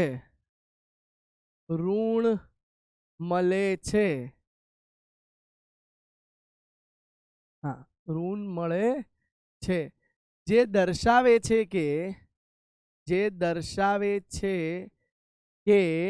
પ્રક્રિયા ઉષ્મા શેપક હોય છે. જુઓ, ઋણ બેટા એટલે ઉષ્મા શેપક હોય છે, ઉષ્મા મુક્ત કરશે. ક્લિયર છે બેટા? ઉષ્મા શેપક હોય છે એટલે દહન દરમિયાન મોટા ભાગે શું થાય છે બેટા? ઉષ્મા મુક્ત થતી હોય છે. તો ક્લિયર છે દહન એન્થાલ્પી? જુઓ, યાદ કરો, અત્યાર સુધી આપણે 3 પ્રકારની એન્થાલ્પી ભણી ગયા. પહેલી ભણી ગયા પ્રક્રિયા એન્થાલ્પી, કોઈ પણ રાસાયણિક પ્રક્રિયા થવા માટે આપવી પડતી અથવા ઉત્પન્ન થતી એન્થાલ્પી, જેને આપણે પ્રક્રિયા એન્થાલ્પી કીધી. અને પ્રક્રિયા એન્થાલ્પીનું સૂત્ર હતું કે સમેશન ઓફ પ્રક્રિયક એન્થાલ્પી ઓફ નિપજ માઇનસ સમેશન ઓફ પ્રક્રિયા એન્થાલ્પી ઓફ પ્રક્રિયક. એ પછી આપણે જોઈ ગયા પ્રમાણિત સર્જન એન્થાલ્પી અને ત્રીજી આજે જોઈ ગયા દહન એન્થાલ્પી. ચલો હવે બેટા આપણે ચોથી એન્થાલ્પી જોઈએ. ચોથી એન્થાલ્પી છે બેટા કલા રૂપાંતર એન્થાલ્પી. બેટા કલા એટલે શું બેટા? તો આ કલાને બેટા ઇંગ્લિશમાં ફિઝિકલ સ્ટેટ કહેવાય. ફિઝિકલ સ્ટેટ એટલે ભૌતિક અવસ્થા. ભૌતિક અવસ્થા એટલે બેટા ઘન, પ્રવાહી, વાયુ જેવી અવસ્થાઓ. તો બેટા એ અવસ્થાઓમાં રૂપાંતર પામે અને એ દરમિયાન જે એન્થાલ્પીનો ફેરફાર થાય એને આપણે કલા એન્થાલ્પી કહીશું. તો હું લખું છું, ધ્યાન આપજો. પહેલા એક સામાન્ય વ્યાખ્યા કે અચળ તાપમાને અને દબાણે અચળ તાપમાને અને દબાણે પદાર્થની ભૌતિક અવસ્થામાં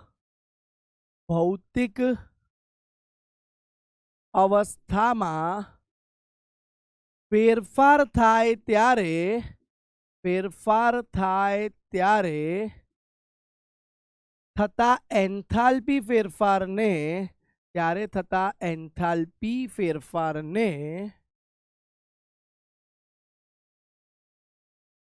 કલા રૂપાંતરણ એન્થાલ્પી કહે છે। બેટા આ કલા રૂપાંતરણ એન્થાલ્પીના 3 પ્રકાર આજે ખાસ જોવાના છે। 3 પ્રકાર। પહેલો પ્રકાર બેટા ગલન એન્થાલ્પી। કયો છે બેટા પહેલો પ્રકાર? ગલન એન્થાલ્પી। બેટા ગલન એટલે શું?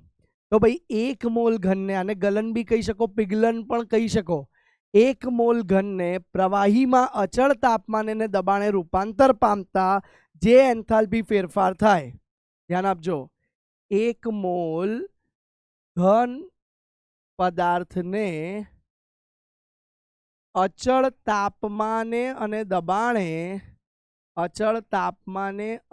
દબાણે પ્રવાહીમાં ફેરવવા માટે જે એન્થાલ્પી ફેરફાર થાય તેને ગલન એન્થાલ્પી કહે છે। બોલો બેટા, ક્લિયર છે? ઘનમાંથી પ્રવાહીમાં 1 મોલ પદાર્થને ફેરવતી વખતે જે એન્થાલ્પી ફેરફાર થાય એને બેટા ગલન એન્થાલ્પી કહે છે। ચલો હવે બેટા બીજું જોઈએ આપણે। ગલન સિવાય બીજો પ્રકાર છે બેટા ગલન પછી, જે છે બાષ્પાયન અથવા બાષ્પન એન્થાલ્પી। તો બેટા બાષ્પન એન્થાલ્પી એટલે સેમ વ્યાખ્યા હું લખી દઉં છું।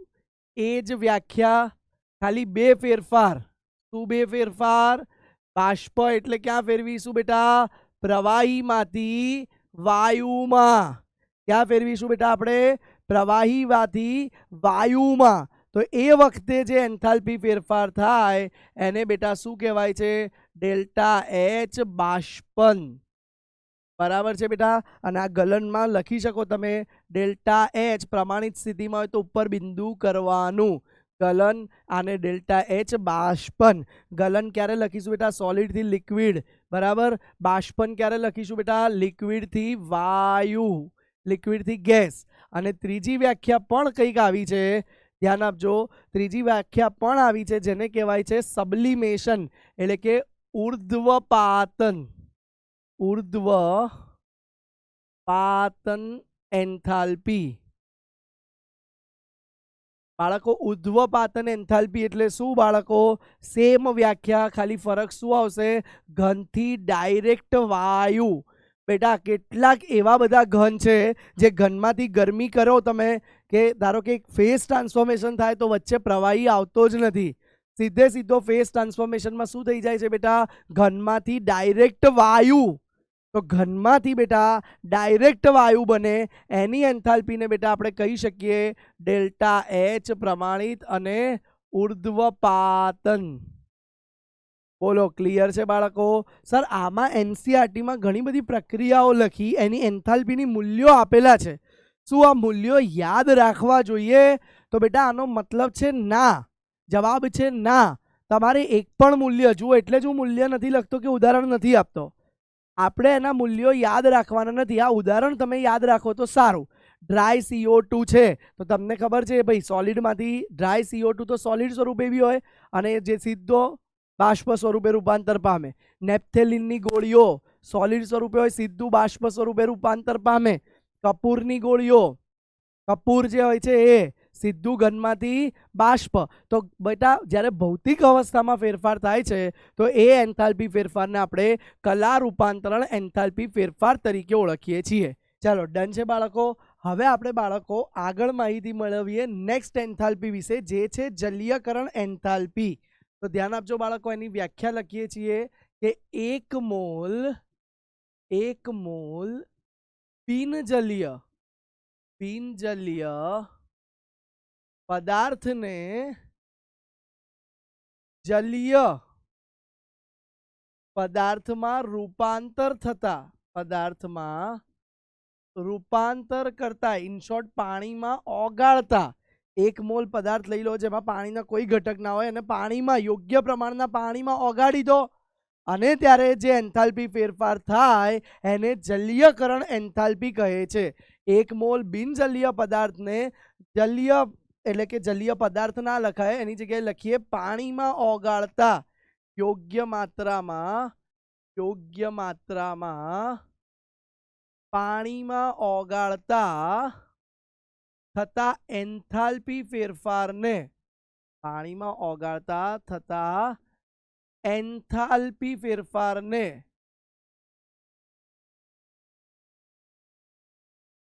જલીયકરણ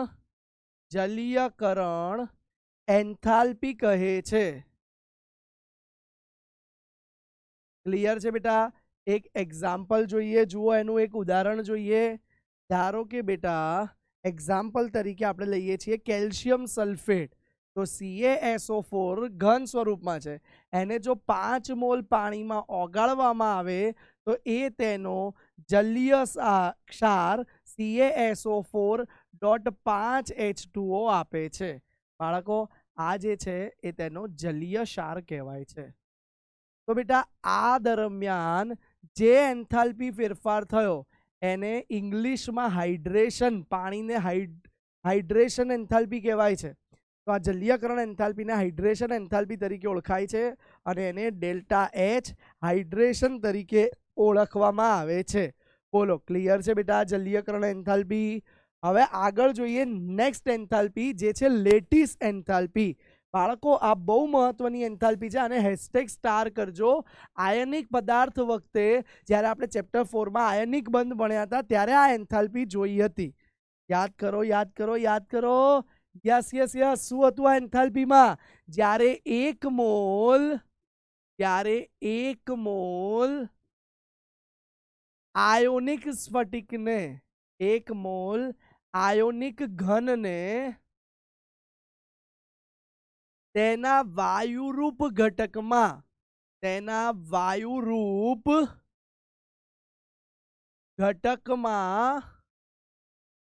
ફેરવવામાં આવે ત્યારે થતા એન્થાલ્પી ફેરફારને લેટાઇઝ એન્થાલ્પી, ડેલ્ટા H LATTICE. શું કહેવાય છે ભાઈ? લેટાઇઝને ઇંગ્લિશમાં કહેવાય ડેલ્ટા H LATTICE. લેટાઇઝ એન્થાલ્પી કહે છે. देखो फॉर एग्जाम्पल बेटा, ध्यान आपो.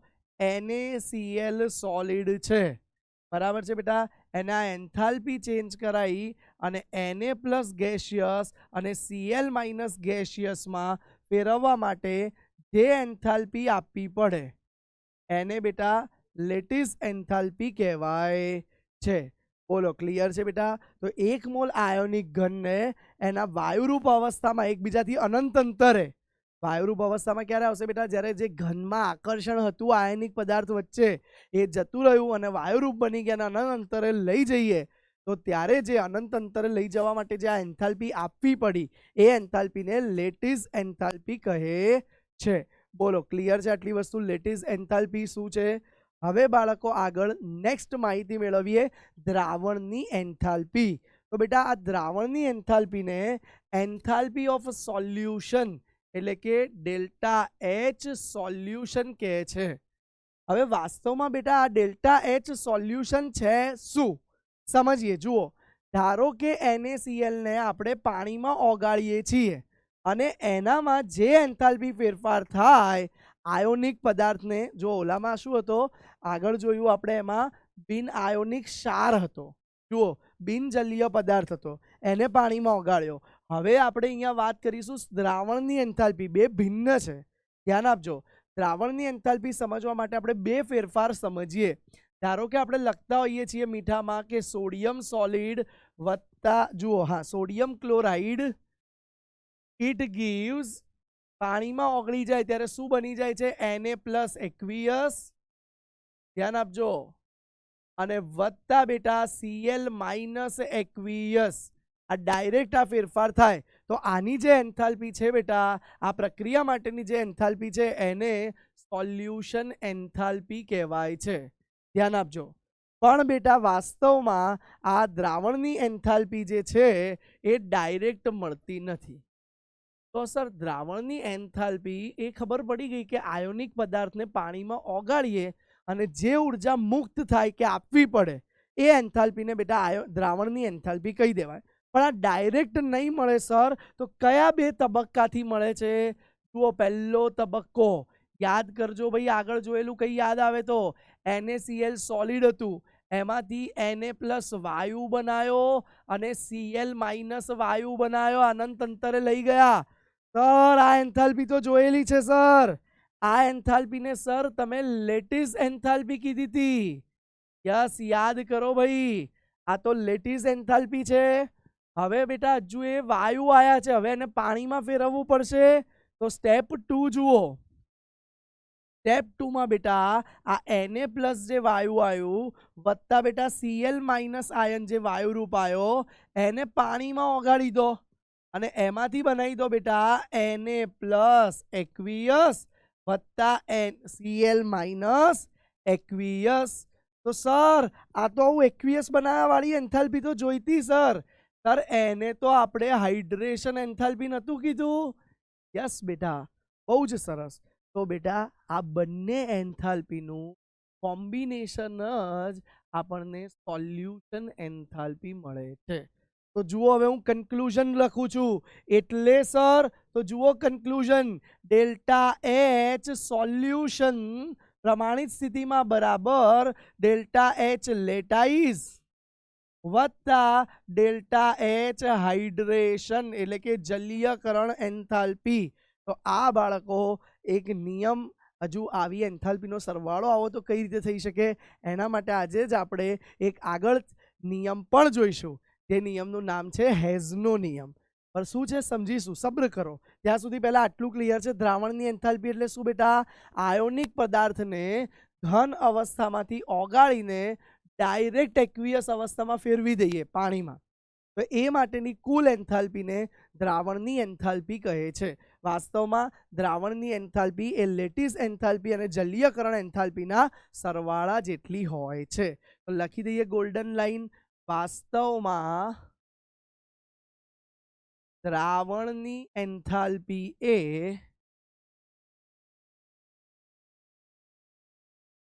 લેટિસ એન્થાલ્પી અને જલીયકરણ એન્થાલ્પીના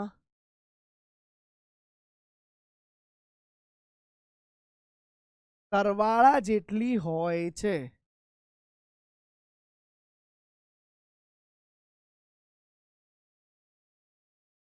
બોલો, ક્લિયર છે બાળકો આટલી વસ્તુ બધાને? હવે હા, હવે આપણે આગળ નેક્સ્ટ એન્થાલ્પી જોઈએ, જે છે પરમાણ્વીયકરણ એન્થાલ્પી. બાળકો પરમાણ્વીયકરણ એન્થાલ્પીને ઇંગ્લિશમાં એન્થાલ્પી ઓફ એટમાઇઝેશન કહેવાય છે. શું કહેવાય છે બેટા? Enthalpy of atomization. Enthalpy of એટમાઇઝેશનના બહુ બધા મિનિંગ છે. 3 ઉદાહરણથી સમજીએ તો વધારે ક્લિયર થશે. પહેલું ઉદાહરણ, 1 મોલ સોડિયમને એની ઘન અવસ્થામાંથી બાષ્પ અવસ્થામાં ફેરવવા માટે જે એન્થાલ્પી આપવી પડે એને એન્થાલ્પી ઓફ એટમાઇઝેશન કહેવાય. પણ સર આવું ઘનથી બાષ્પ, તો સર આ તો ઉર્ધ્વપાતન સબ્લિમેશન એન્થાલ્પી બી થઈ. હા બેટા, સોડિયમ જેવા ધાતુઓના કિસ્સામાં જે સીધું વાયુમાં રૂપાંતર પામે છે, એક જ અણુ તૂટીને એકલા, જો ઘન અવસ્થામાં અણુઓ જકળાયેલા હશે, વાયુમાં એક એક અણુઓ છૂટા પડી ગયા, તો આ છૂટા પાડવા માટે જે એન્થાલ્પી આવી એને પરમાણવીયકરણ એન્થાલ્પી કહેવાય છે. એ જ રીતે બેટા ધ્યાન આપો, બીજી એક એન્થાલ્પી બી સમજાવું છું આમાં, જે છે ક્લોરીન વાયુ. તો ક્લોરીન વાયુને એન્થાલ્પી આપી ક્લોરીન પરમાણુ બનાયા, તો એના માટેની આ એન્થાલ્પીને પણ એન્થાલ્પી ઓફ એટમાઇઝેશન કહેવાય છે. અને હવે બેટા અહીંયા ત્રીજું એક ઉદાહરણ આપું છું મિથેનનું. તમે બધાએ મિથેનનું નામ સાંભળ્યું છે, CH4. તો જુઓ, મિથેનમાંથી CH4 વાયુરૂપમાંથી 4 કાર્બન, એક કાર્બન પરમાણુ અને 4 હાઇડ્રોજન એટમને છૂટા પાડવા માટે પણ જે એન્થાલ્પી આપવી પડી એને હું એન્થાલ્પી ઓફ એટમાઇઝેશન કહું છું. અને બેટા મિથેન પૂરતું આ એક મૂલ્ય હું તમને યાદ રાખવાનું કહીશ કે મિથેન માટે આ એન્થાલ્પીનું મૂલ્ય 1664 કિલોજૂલ પ્રતિ મોલ છે.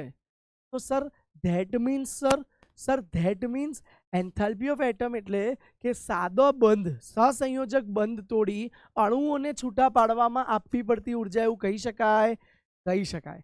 તો પરમાણવીયકરણ એન્થાલ્પીનું વાક્ય એવું થાય છે કે અણુમાંથી, આ 1 મોલ હોય તો ભાઈ મોલર પરમાણવીયકરણ એન્થાલ્પી કહેવાશે. ધ્યાન આપજો, અણુમાંથી પરમાણુને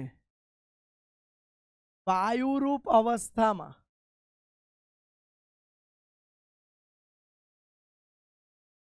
છૂટા પાડવા થતા એન્થાલ્પી ફેરફારને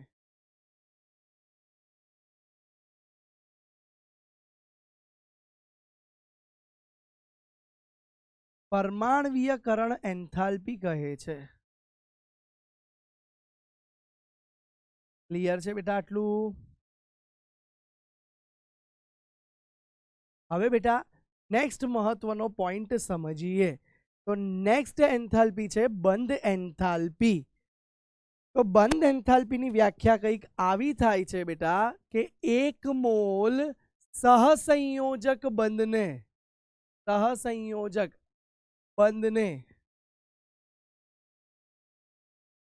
તોડવા માટે આપવી પડતી એન્થાલ્પીને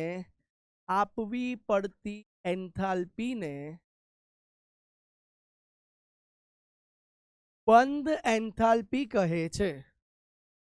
બંધ એન્થાલ્પી અથવા બેટા એનું બીજું નામ થાય છે બંધ વિયોજન એન્થાલ્પી કહે છે. બોલો, ક્લિયર છે આટલી વસ્તુ? યાદ કરો, આ પણ આપણે રાસાયણિક બંધનમાં જોઈ ગયા હતા. યાદ કરો બેટા કે ધારો કે હું તમને વાત કરાવું, યાદ કરાવું આ ઘટના કે કાર્બન કાર્બન એકલ બંધની બંધ વિયોજન એન્થાલ્પી ઓછી હતી, જે કાર્બન કાર્બન દ્વિબંધની બંધ વિયોજન એન્થાલ્પી વધારે હતી. અને એના કરતાં પણ કાર્બન કાર્બન ટ્રિપલ બંધની તમે વાત કરો તો એની બેટા બંધ વિયોજન એન્થાલ્પી સૌથી વધારે હતી. ક્લિયર છે બેટા? આ બંધ એન્થાલ્પી શું થઈ ગયું એ સમજાઈ ગયું બધાને? હવે જુઓ, આ જ ઉદાહરણ, આગળનું જ ઉદાહરણ અહીંયા ફરી લખી શકાય કે CH4 માંથી બંધ તોડી કાર્બન અને 4 હાઇડ્રોજન પરમાણુને વાયુરૂપ અવસ્થામાં એકબીજાથી અલગ કરી દીધા. તો આના માટે જે બંધ એન્થાલ્પી આવી બેટા, એ બંધ એન્થાલ્પીને ધ્યાન આપજો, હા CH બંધ એન્થાલ્પી કહી શકાય. અને એ કેટલી આવશે બેટા? તો આ તો 4 એ 4 નો સરવાળો આવ્યો તો. ધ્યાન આપજો, આ 4 એ 4 નો સરવાળો કેટલો આવ્યો તો બેટા? આપણે આગળ લખ્યું હતું 1664, જોઈ લો.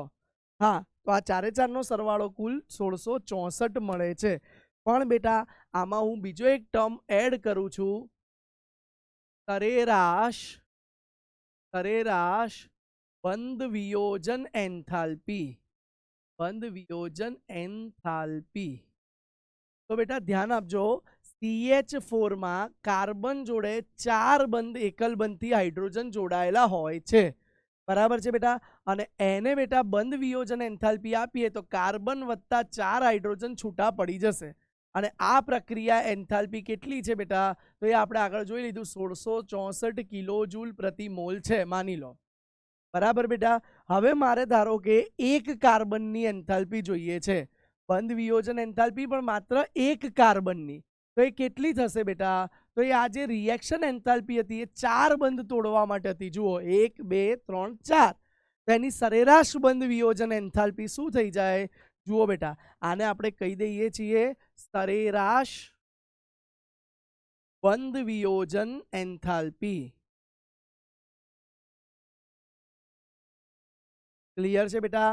આને આપણે કહી દીધું સરેરાશ બંધ વિયોજન એન્થાલ્પી. તો હવે બાળકો આ કેટલી આવશે? તો એ થઈ જશે સીધી 1664 ભાગ્યા 4. તો જુઓ, ચોકું ચોકું 16, બરાબર, 6 છે, 4 એકા 4, 2 વધ્યા 24, એટલે 6 ચોક 24, 416 કિલો જૂલ પ્રતિ મોલ. બોલો, ક્લિયર છે બાળકો? આ રીતે તમે સરેરાશ બંધ એન્થાલ્પી પણ ગણી શકો છો.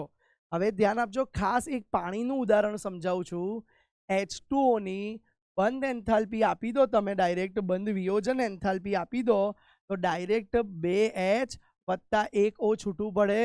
અને આ કઈ એન્થાલ્પી કહેવાશે બેટા? OH ની બંધ વિયોજન એન્થાલ્પી 2 છે એટલે આગળ ટ્વાઇસ લખ્યું, 2 બંધ તૂટશે OH. કેમ કે જુઓ, પાણીમાં આવા 2 બંધ હોય છે અને એ 2 બંધ તૂટવા માટેની આ એન્થાલ્પી કંઈક લાગતી હોય છે. હવે બેટા આમાં ખાસ એ યાદ રાખવાનું છે કે આ એન્થાલ્પીનું મૂલ્ય તો એક બી યાદ નથી રાખવાનું, પણ પાણીની અંદર પહેલો બંધ તૂટે, ધ્યાન આપજો, H2O માંથી એક OH જોડાયેલું રહીને એક H તૂટે, તો આ પહેલું એક OH બંધ એન્થાલ્પી આવી પહેલા નંબરની, એનું મૂલ્ય વધારે હોય છે. જ્યારે બીજા OH તૂટી અને O ને H બંધ બને, એટલે O ને H બંધ તૂટે છે બીજા નંબરમાં બેટા, ત્યારે એનું મૂલ્ય ઓછું હોય છે. તો આ બે માટે તમારે મૂલ્ય એક બી યાદ રાખવાના નથી. એનસીઆરટીમાં મૂલ્ય આપ્યા છે પણ આપણે રટવાની જરૂર નથી. ખાલી યાદ એ રાખવાનું છે કે પહેલો બંધ પાણીમાં તોડવો અઘરો પડે છે, એટલા માટે એના માટે વધારે એન્થાલ્પી આપવી પડે છે. જ્યારે પાણીની અંદર બીજો બંધ સરળતાથી તૂટી જાય છે, એટલે એના માટે ઓછી એન્થાલ્પી આપવી પડશે. તો આ હતી બેટા સરેરાશ બંધ એન્થાલ્પી, અથવા તો એને કહી શકો બંધ વિયોજન એન્થાલ્પી. ક્લિયર છે બાળકો? હવે આપણે આગળ જોઈએ. હવે છે બેટા ઉષ્મા રાસાયણિક સમીકરણો. બેટા બહુ મહત્વની વસ્તુ છે. ઉષ્મા રાસાયણિક સમીકરણો કોને કહેવાય છે? તો જુઓ, અહીંયા ધ્યાન આપજો. ત્યારે કોઈ રાસાયણિક પ્રક્રિયાની, જ્યારે કોઈ રાસાયણિક પ્રક્રિયાની બાજુમાં તેમાં થતો એન્થાલ્પી ફેરફાર સમીકરણની બાજુમાં લખવામાં આવે, સમીકરણની બાજુમાં લખવામાં આવે તો તેવા સમીકરણોને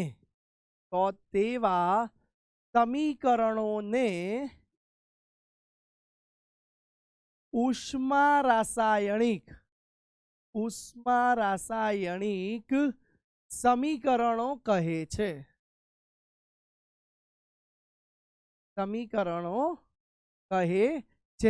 ફોર એક્ઝામ્પલ, હમણાં મેં તમને એવું શીખવાડ્યું છે કે આ બધા મૂલ્યો યાદ ના રાખતા જરૂર નથી, તો એ નથી જ રાખવાના. પણ એક મિથેન વાળું આપણને યાદ છે કે ભાઈ મિથેનમાં કાર્બન અને 4 હાઇડ્રોજનને છૂટા કર્યા. આ પ્રક્રિયાની એન્થાલ્પી આપણે બાજુમાં 1664 કિલો જૂલ પ્રતિ મોલથી લખીએ છીએ. તો બેટા આ તમારું એક ઉષ્મા રાસાયણિક સમીકરણ થઈ ગયું. ક્લિયર છે? જે રાસાયણિક સમીકરણમાં બેલેન્સ ઇક્વેશનની બાજુમાં ઉષ્માનો એન્થાલ્પીનો ફેરફાર દર્શાવવામાં આવે બેટા, તેને ઉષ્મા રાસાયણિક સમીકરણ કહે છે. બોલો, ક્લિયર છે આટલી વસ્તુ? ચલો નજર નાખી લો. ચલો હવે બાળકો આપણે જોઈએ ઉષ્મા રાસાયણિક સમીકરણોની ખાસિયતો. કેટલીક ખાસિયતો સમજવાની છે. પહેલી ખાસિયત બાળકો, પહેલી ખાસિયત, ધારો કે પ્રક્રિયા A+B ઇટ ગીવ્સ C માટે પ્રક્રિયા એન્થાલ્પીનું મૂલ્ય ધન આવે છે અને બીજી પ્રક્રિયા P+Q ઇટ ગીવ્સ R માટે પ્રક્રિયા એન્થાલ્પીનું મૂલ્ય ઋણ આવે છે. તો એના પરથી શું માહિતી મળશે બાળકો? તો આપણે કહી શકીએ કે આ ધન મૂલ્ય છે એ તમને ઉષ્મા શોષક પ્રક્રિયા દર્શાવે છે. બરાબર છે બાળકો? ત્યારે આ ઋણ મૂલ્ય જે છે એ ઋણ મૂલ્ય ઉષ્મા શેપક પ્રક્રિયા બતાવે છે. તો પહેલો પોઈન્ટ આ છે. એના પરથી આપણને પ્રક્રિયા કયા પ્રકારની છે એ માહિતી મળે છે. બીજો મહત્વનો પોઈન્ટ બાળકો, બીજો મહત્વનો પોઈન્ટ ઉષ્મા રાસાયણિક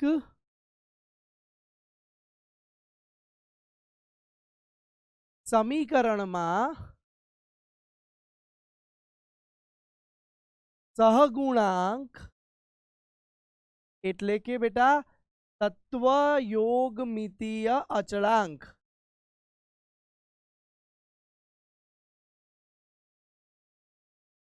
એ અણુની સંખ્યા નહીં, એ અણુની સંખ્યા નહીં પણ મોલ દર્શાવે છે, પણ મોલ દર્શાવે છે. તો બેટા આ તો બહુ કોમન મુદ્દો છે, આપણે આગળ પણ જોઈ ગયા હતા. એ તો ખાલી મોલ જ બતાવે છે. ધારો કે એક સમીકરણ છે 2A + B it gives 3C. તો આ જે 2 છે કે 3 છે એ તેના મોલ છે, નહીં કે અણુની સંખ્યા. તો આ બીજો પોઈન્ટ હતો. હવે ત્રીજો પોઈન્ટ ધ્યાન આપજો. ત્રીજો પોઈન્ટ, જો ઉષ્મા રાસાયણિક પ્રક્રિયાને N થી ગુણવામાં આવે, તો તેની એન્થાલ્પી પણ N થી ગુણાય છે. ધ્યાન આપજો. કહેવાનો ભાવાર્થ શું છે બેટા? ધારો કે કોઈ પ્રક્રિયા આવી હતી A + 2B it gives C અને એની પ્રક્રિયા એન્થાલ્પી 500 જૂલ પ્રતિ મોલ હતી. હવે બેટા આ જ સમીકરણને આપણે 3 વડે ગુણી કાઢ્યું. એનની જગ્યાએ 1, 2, 3, 4 કોઈ પણ સંખ્યા વડે ગુણી કાઢ્યું. તો શું થયું નવી સમીકરણ? તો નવું સમીકરણ થઈ જશે 3A + 6B it gives 3C અને નવી એન્થાલ્પી જે 500 હતી હવે 3 વડે મલ્ટીપ્લાય થઈ અને 1500 જૂલ થઈ જાય છે. બોલો ક્લિયર છે બેટા? બોલો ક્લિયર છે બેટા આ વસ્તુ? નેક્સ્ટ પોઈન્ટ અને છેલ્લો મહત્વનો પોઈન્ટ, પોઈન્ટ નંબર 4, જો કોઈ રાસાયણિક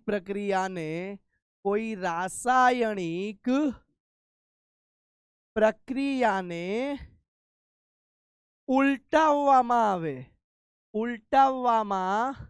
આવે એટલે કે બેટા રિવર્સ કરવામાં આવે તો એન્થાલ્પીનું મૂલ્ય પણ વિરુદ્ધ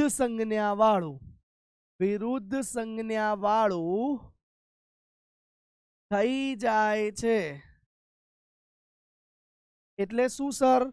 ના સમજ પડી સર? સમજાવો. જુઓ બેટા, જુઓ ધ્યાનથી. અહીંયા ધારો કે એક પ્રક્રિયા હતી A ઇટ ગીવ્સ 2B અને આ પ્રક્રિયા માટે એન્થાલ્પીનું મૂલ્ય 300 કિલોજૂલ પ્રતિ મોલ હતું. હવે બાળકો જો આ પ્રક્રિયાને રિવર્સ કરી દો, ઊંધી કરી દો, નિપજમાંથી પ્રક્રિયક બની શકે તેવી કરી દો, તો એના એન્થાલ્પીનું મૂલ્ય +300 ની જગ્યાએ -300 થઈ ગયું. એટલે બેટા સીધી પ્રક્રિયા જો ઉષ્મા શોષક હતી તો તમે પ્રક્રિયાને રિવર્સ કરો છો તો એ ઉષ્મા શેપક થઈ જાય છે. ક્લિયર છે? ધારો કે તમને ભણવું નથી ગમતું, ઘરેથી સ્કૂલે જવું નહોતું ગમતું, તમે સ્લો ચાલતા હતા, હવે ઊંધું કરી દો તો તમે ફાસ્ટ દોડશો, સ્કૂલેથી ઘરે તો પાસ આવશો.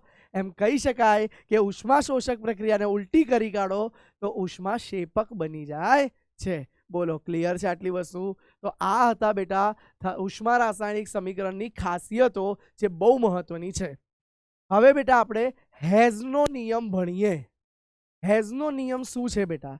તો હેઝે ઉષ્મા રાસાયણિક પ્રક્રિયાઓનો અભ્યાસ કર્યો અને હેઝે એક નિયમ આપ્યો કે જો કોઈ ઉષ્મા રાસાયણિક પ્રક્રિયા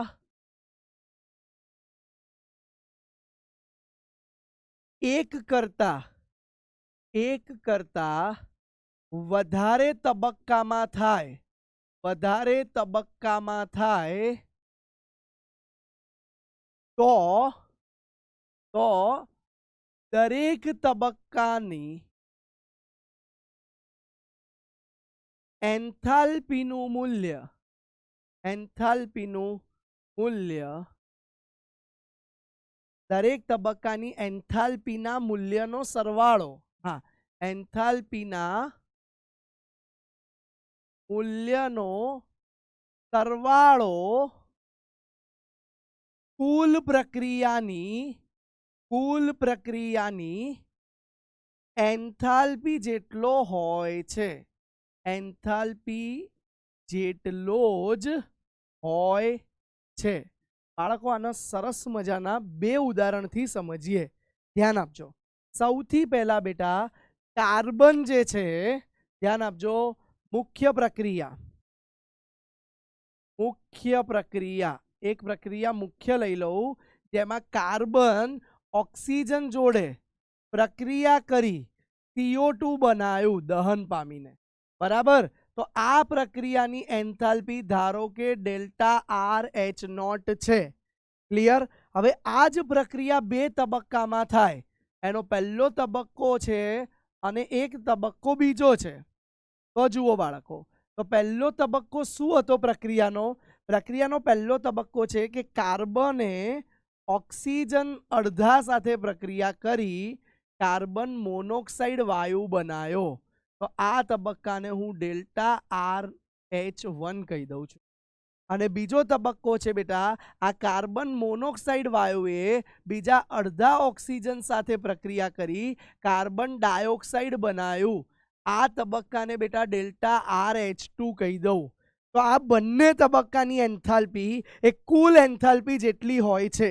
કન્ક્લુઝન શું થઈ ગયું બેટા?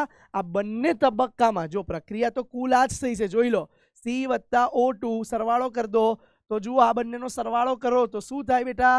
C+CO હાફ એટલે O2, ઇટ ગીવ્સ CO+CO2. દેખાય છે બેટા? બે બાજુ CO ઉડી ગયું તો ફાઇનલ રિએક્શન તો જુઓ ઉપરવાળું જ આવી ગયું બેટા. ફાઇનલ રિએક્શન તો આપણું ઉપરવાળું આવી ગયું બેટા.